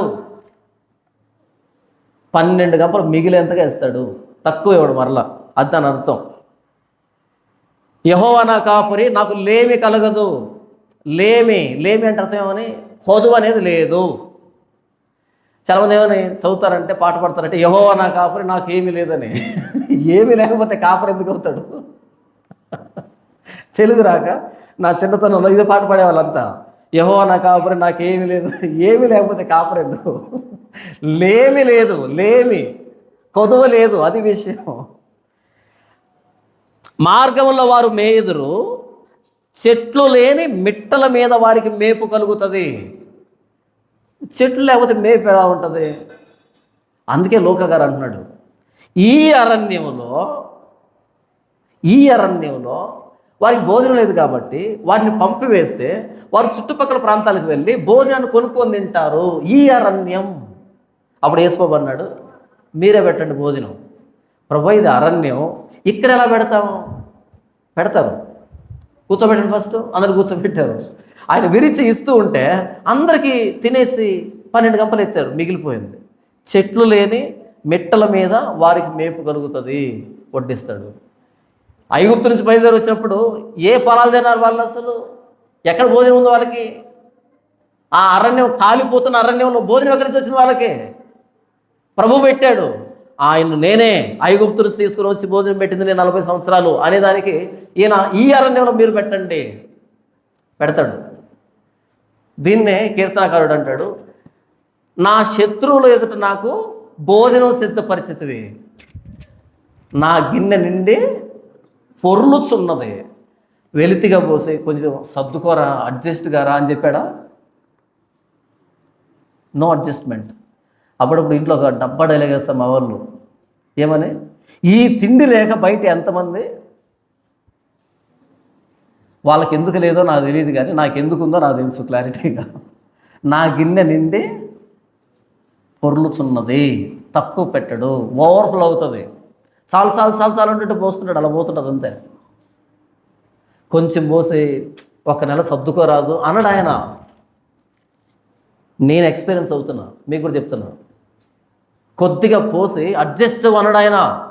ఒక కాసింత రొట్టె పెట్టి, అరణ్యం కదా వెళ్ళేంతవరకు అడ్జస్ట్. అలా ఏ అల్పాహారాలు ఉండవు, చర్చిలో పెడతారు అల్పాహారాలు. నేను ఒక పెద్ద చర్చికి వెళ్ళాను, చాలా పెద్ద చర్చ్, నాకు బాగా ఇష్టం ఆ చర్చ్ అంటే. అక్కడ వెళ్తే అది పొడి అన్నమో తెలీదు, సంగటో తెలీదు, మొత్తానికి అటు ఇటు కాకుండా చేశారు అన్నాన్ని. ఎందుకంటే స్టోర్ బియ్యం కదా, అలాగే అవుతాయి అవి. సన్న బియ్యం పెట్టచ్చు కదా, పెడతారా? పెడితే చర్చ్ ఎందుకు అవుతుంది? మనం క్వశ్చన్ చేయకూడదు. ఎలా తినడానికి వచ్చావా, వాకింగ్ కోసం వచ్చావా? డబ్బా డైలాగ్ ఒకటి ఉంటుంది, వాక్యం వినడానికి వచ్చాను, కడుపు నిండా తినడానికి కూడా వచ్చాను, రెండు. అర్థమైందా? ఎలా తినడానికి వచ్చావా? ఎస్, వాక్యం అయిపోయిన తర్వాత తినడానికి వచ్చాను. భోజన పదార్థాలు కడుపు భోజన పదార్థాలకి నియమించబడ్డాయి, అడ్జస్ట్ అవ్వను. మా దగ్గర డబ్బు లేదు, పెట్టద్దు. ఉంటే కడుపుండా పెట్టు. నేను చర్చి కట్టకముందు అనుకున్నా మనసులో, చెప్పాను ఇంట్లో కూడా, చర్చి కడితే వాళ్ళకి నాన్ వెజ్ పెట్టాలి. వాళ్ళని అడిగి కాదు, నా డబ్బుతో. మీరిచ్చే కానుకతో కదా నేను పెడుతున్నదే, నా డబ్బుతో. ఎందుకని? నాకు ఇష్టం, అంతే. ఇక్కడ నేను తక్కువ పెడుతున్నా కానీ అప్పుడు నేను అక్కడ ఉండేవాడిని కదా. ఇంటి దగ్గర నుంచి క్యారీ పట్టుకొచ్చేవాడిని, మరలా బ్యాగులు పట్టుకొచ్చేవాడిని, కమలా పండ్లు, యాపిల్ పండ్లు. అసలు ఎలా మేపేవాడిని అంటే వాళ్ళని తినేదానికి వచ్చేవాళ్ళు. వాళ్ళు తిని తర్వాత వాళ్ళు ఏమంటారు, చీరలోనో లేకపోతే టవల్లోనో కట్టుకునేవాళ్ళు. ఒక్కొక్కరు 2-3 ఇచ్చేవాడిని, ఐటమ్స్ కట్టుకునేవాళ్ళు ఇంటికి. ఇష్టం నాకు, దేవుని పేరట వచ్చిన వాళ్ళకి పెట్టడం నాకు ఇష్టం. దేవుడు ఎలా పెడతాడు? ఒక ఐటెం పెట్టి ఓకే అనడం, సమృద్ధిగా పెడతాడు. నా శత్రువులు ఎదుట భోజనాన్ని సిద్ధపరిచావు, శత్రువు దగ్గర భోజనం ఉండదు, అక్కడ సిద్ధపరుస్తాడు. మరి శత్రువులు లేని చోట ఇంకా సమృద్ధి.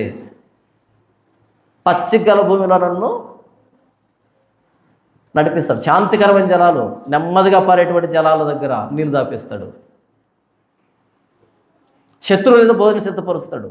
నా గిన్నె నిండి పొర్లుచున్నది, అలా ఓవర్ఫ్లో అయ్యేటట్టుగా పెడతాడు. కాబట్టి అడ్జస్ట్ అవ్వండి, చూసుకొని తినండి, వెనకొచ్చే వాళ్ళకు ఉండదు, అంత కక్కుర్తిగా చేయొద్దు, ఎక్కువే చేయి. అనౌన్స్మెంట్ ఏంటంటే కొంచెం అడ్జస్ట్ చేసుకోండి కాదు, మిగిలితే ఎత్తుకుని వెళ్ళండి ప్లీజ్ అని చెప్పాలి. అడ్జస్ట్మెంట్ ఎందుకు? మరి మాకెక్కడి నుంచి వస్తుంది? ఆయన అడుగు. ఆయన ఇవ్వడండి, పెట్టద్దు. బయట వాళ్ళు చేసే ప్రకటన చేయి చర్చిలో. ఒక పెద్ద చర్చికి వెళ్ళాను, వెళ్తే అది పొడినవ తెలుదు, సంఘటన తెలుదు, మొత్తానికి రెండు కలగలిపితే ఎలా ఉందో అలా ఉంది, మొత్తానికి అలా పెట్టి. ఎందుకంటే స్టోర్ బియ్యము అవే కదా రేట్ తక్కువ వస్తాయి, పెట్టారు. ఎంత పెట్టారు తెలుసా? అంత పెట్టారు.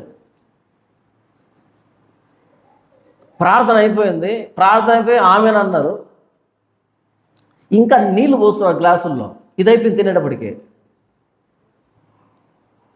ఏం చేయాలి? విపరీతమైన ఆకలి. రెండోసారి అడిగితే పెట్టరంట. ఎందుకని? ఎక్కువ తింటే ఆత్మీయత కాదు, ఎక్కువ తింటే భక్తిపరుడు కాదు.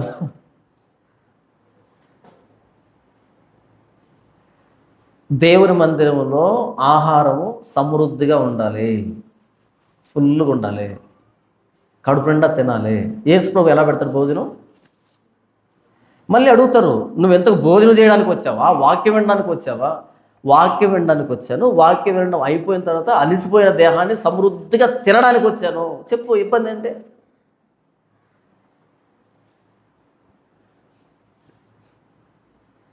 ఎందుకు నేను మాట చెప్పినట్టు చూడండి, మార్గములలో వారు మేయుదురు, చెట్లు లేని మెట్టల మీద వారికి మేపు కలుగును. ఇది భోజనాన్ని గురించే కాదా? భోజనాన్ని గురించి కాదా? భోజనాన్ని గురించే. ఇంకో మాట చెప్తాను, సందర్భం వచ్చింది కాబట్టి. ఒక పెద్ద చర్చ్ ఉంటుంది, ఆ చర్చికి ఒక 10 బ్రాంచ్లు ఉంటాయి. ఆ 10 బ్రాంచుల్లో 10 మంది సేవకులు పెడతారు. పెట్టిన వాళ్ళకి జీతం ఎంత ఇస్తారు తెలుసా? ఎంత ఇస్తారు? 2500, లేకపోతే 3000, లేకపోతే 4000. ఒక 3 సంవత్సరాల తర్వాత 500 ఇంక్రిమెంటు. అయ్యా మాకు 5000 సరిపోవట్లేదండి అన్నారనుకో, వాళ్ళు వచ్చే డైలాగ్ ఏంటి చెప్పండి? మీరు సంపాదించుకోవడానికి వచ్చారా, లేకపోతే సేవ చేయడానికి వచ్చారా? బైబిల్లో ఏం చెప్పబడిందో తెలుసా? కళ్ళము తొక్కుతున్న ఎద్దు మూతికి చిక్కం పెట్టద్దు. ఒకవేళ ఒక బ్రాంచ్ని ఒక పాస్టర్కి ఇస్తే ఏం చేస్తావు? కానుక పెట్టిన కూడా ఆ వ్యక్తి ఇచ్చేసాయి. నువ్వే పని చేసుకో, నువ్వే జీతం సంపాదించుకో. అలా నీ కానుక పెట్టిలో సరిపోయినంత పడేంత వరకు నేను ఇస్తా జీతం. ఎంత ఇస్తాడు? ఎంత ఇవ్వాలి? నీకు నెలకు సరిపడా భోజనానికి, నెలకు సరిపడా ఖర్చులకి నేనే ఇస్తా. 2000 3000 కాదు. ఒకరు 3 పిల్లలు ఉంటే, ఒకళ్ళు శారీరక రోగాలు ఉంటే, నువ్వు ఇచ్చిన 5000 సరిపోకపోతే, నువ్వు సేవ చేయడానికి వచ్చావా, సంపాదించుకోవడానికి వచ్చావంటే సేవలో అవసరాలు తీరవా? కాబట్టి ఒక బ్రాంచ్ని ఇస్తే ఆ బ్రాంచ్లో కానుకంతా ఈయన తీసుకోకూడదు, పెద్ద ఆయన తీసుకోకూడదు. ఆ కానుక పెట్టి ఆ వ్యక్తికి ఇచ్చేసారు. నువ్వు ఎంతమందిని స్వార్థ చెప్పుకుంటావో, ఎంతమంది రక్షించుకుంటావో, ఆ వచ్చిందంతా నీకే. నువ్వు కళ్ళము దొక్కుతున్నావు, నువ్వే మేయచ్చు అని. అంతవరకు అందులో సరిపోయినంత రానంత వరకు ఎవరు ఇవ్వాలి? ఎవడైతే నియమించాడో వాడు ఇవ్వాలి. ఎంత ఇవ్వాలి? ముష్టి పడేసినట్టు 5000 10,000 కాదు. వాడికి సరిపడా, భోగాలకు సరిపడా కదా, అవసరాలకు సరిపడా ఇవ్వు, వాడి సేవకు సరిపడా ఇవ్వు. ఇదంతా మనం చేయలేమంటే కనుక నువ్వే చేసుకో ఆ పరిచర్యలో. ఆ పరిచర్యతో నువ్వే చేసుకో, పక్కన వాళ్ళకి ఇవ్వకు. ఎందుకు చెప్తున్నా అంటే, చాలామంది బ్రాంచ్లు పెడతారు, వీళ్ళు కూడా చాలినట్టు బ్రతుకుతుంటారు, అడగరు.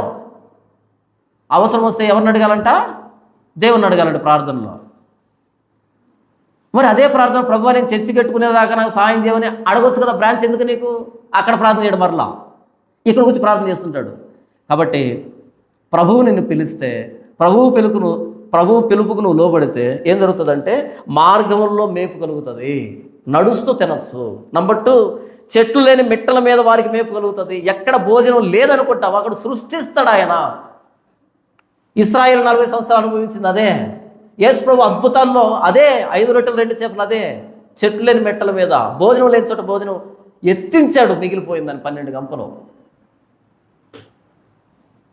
నేను యేసు ప్రభు నమ్ముకున్న ఆ రోజు నుంచి ఈ రోజు వరకు నాకు తక్కువ చేయలేదు ఆయన. మార్గంలో మేపు కలుగుతుంది. నేను కారు ఎక్కాను అంటే ఎవడెవరు ఫోన్ చేస్తారు, అన్న ఆగండి, ఇక్కడ ఆగాల్సిందే. ఎన్ని ఐటమ్స్ పెడతారంటే ఎదురుగా ఇలా ఐటమ్స్ పెడతారు. ఎందుకు? పిలిచిన వాడు, నమ్మదగిన వాడు, నీతిమంతుడు. తెలీదా నాకు ఆకలి అవుతుందని ఆయనకి? ఉదాహరణ చెప్తాను ఇదంతా మీకు. యేసు నమ్మితే మీకు భౌతికంగా కడుపు నిండా భోజనం పెడతాడు, ఆత్మీయంగాను కడుపు నిండా సత్యంతో నింపుతాడు, సువార్తతో నింపుతాడు. తక్కువ చేయడు ఆయన, సర్దుకోవాల్సిన అవసరం లేదు. 10వ వచనం, వారి యందు కనికరించువాడు వారిని తోడుకొని పోవచ్చు, నీటి బుగ్గలతో వారిని నడిపించును, కాబట్టి వారికి ఆకలి అయినను దప్పి అయినను కలుగదు, ఎండమావులైనను ఎండ అయినను వారికి తగలదు. ఇది ఎర్ర సముద్రాన్ని దాటి ఇటువైపు వచ్చిన వాళ్ళ విషయంలో జరిగింది. ఇది నీటి బుగ్గల దగ్గర నడిపించాడంట. బండలోంచి నీళ్లు ప్రవహించాయి, మన్యంలో నీళ్లు ప్రవహించాయి, తాగారు వాళ్ళు. వారికి ఆకలి అయినను దప్పికైన కలగదు. ఎలా కలుగుతుంది? పూరేళ్ళు వస్తున్నాయి, మన్నా కురుస్తుంది. ఎండమావులైనను ఎండ అయిన వారికి తగలదు, ఎందుకని మేఘంతో కప్పాడు. మేఘస్తంభం, రాత్రిపూట అగ్నిస్తంభం, ఎంత ప్రొటెక్షన్ ఇచ్చాడో. 11వ వచనం, నా పర్వతములన్నిటినీ త్రోవగా చేసేదను, నా రాజమార్గములు ఎత్తుగా చేయబడును. నేషనల్ హైవే వేస్తాను, చిన్న చిన్న దారులు రావాల్సిన అక్కర్లే.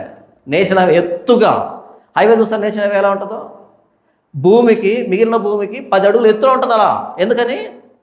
వర్షం వచ్చినా, నీళ్లు ప్రవహించినా, వరదలు వచ్చినా సరే దాన్ని ముంచకూడదు, అది తెగిపోకూడదు. ఎత్తుగా రాజమార్గం వేస్తా, నా మాట విని వస్తే. నంబర్ 2 చూడండి, నా పర్వతములన్నింటినీ త్రోవగా చేస్తా. మీ ఎదురుగా పర్వతాలు ఉండవు, ప్రతి అడ్డంకిని తొలగిస్తా. మిమ్మల్ని అడ్డగిస్తున్న ప్రతి దాన్ని తొలగించి దారిగా ఏర్పాటు చేస్తా. రాజమార్గం సువార్త అంటే, రాజమార్గం క్రైస్తవం అంటే. 12వ వచనం, చూడుడి వీరు దూరము నుండి వచ్చుచున్నారు. ఎవరు? చెరలో ఉన్నటువంటి ఇశ్రాయేలు, 70 సంవత్సరాలు చెరలో ఉన్నారు. వీళ్ళ గురించి మాట్లాడుతారు. చూడుడి వీరు దూరం నుండి వచ్చుచున్నారు, వీరు ఉత్తర దిక్కు నుండి పడమటి దిక్కు నుండి వచ్చుచున్నారు, వీరు సినీయుల దేశం నుండి వచ్చుచున్నారు. ఈ సినీయుల దేశం అంటే చైనా అని అంటారు బైబిల్ పండితులు. సింపుల్ చెప్పాలంటే దూరం నుంచి, నలుదిశల నుంచి దేవుని ప్రజలు చెదరగొట్టబడ్డారు కదా, వాళ్ళందరినీ తిరిగి రప్పిస్తాడు ఆయన, సమకూరుస్తాడు. శ్రమనొందిన తన జనుల యందు జాలిపడి యెహోవా తన జనులను ఓదార్చి ఉన్నాడు. ఆకాశమా ఉత్సాహధ్వని చేయము, భూమి సంతోషించుము, పర్వతములారా ఆనంద ధ్వని చేయుడి. శుభవార్త. దేవుడు శ్రమ పొందినటువంటి ఇశ్రాయేలుని ఏం చేశాడంట? జాలిపడి తన జనులను ఓదార్చి ఉన్నాడు. శ్రమపడిన వాళ్ళని జాలిపడి ఓదార్చాడు. కాబట్టి ఆకాశమా ఉత్సాహధ్వని చేయి, పర్వతములారా ఆనందధ్వని చేయండి అని సృష్టి అంతటిని సంతోషించమని చెప్తున్నాడు. మనం కూడా సంతోషిస్తున్నాం ఈరోజు. ఎందుకని? మనం శ్రమ పడితే యెహోవా జాలిపడి ఓదార్చాడని కాదు, మన పక్షాన ప్రభువైన యేసుక్రీస్తుని శ్రమకు అప్పగించాడని.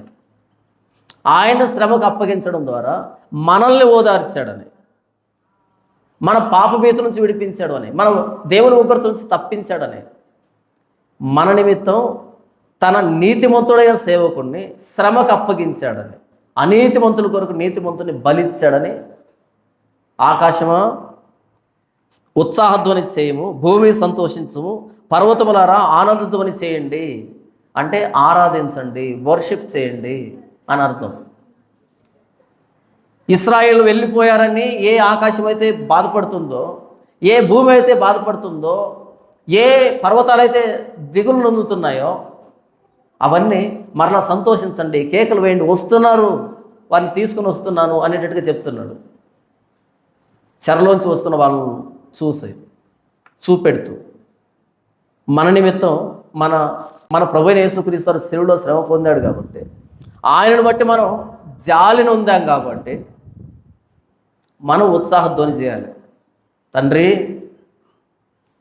మేము చేసిన అతిక్రమానికి, పాపానికి, మేము పాపానికి దాసులమై ఉన్నప్పుడు, పాపం అనే చెరలో ఉన్నప్పుడు మమ్మల్ని విడిపించడానికి, మా పాప బంధకాల్లోంచి, పాపపు చీకట్లోంచి బయటికి రండి అని పిలవడానికి నీ సేవకుడిని ఈ లోకానికి పంపించి అన్ని జనులుగా ఉన్న మాకు వెలుగుగా సువార్తను ప్రకటింప చేయడానికి, మా దగ్గర తీసుకుని రావడానికి ఆయనను మీరు శ్రమపరిచిన విధానాన్ని బట్టి మీకు వందనాలు.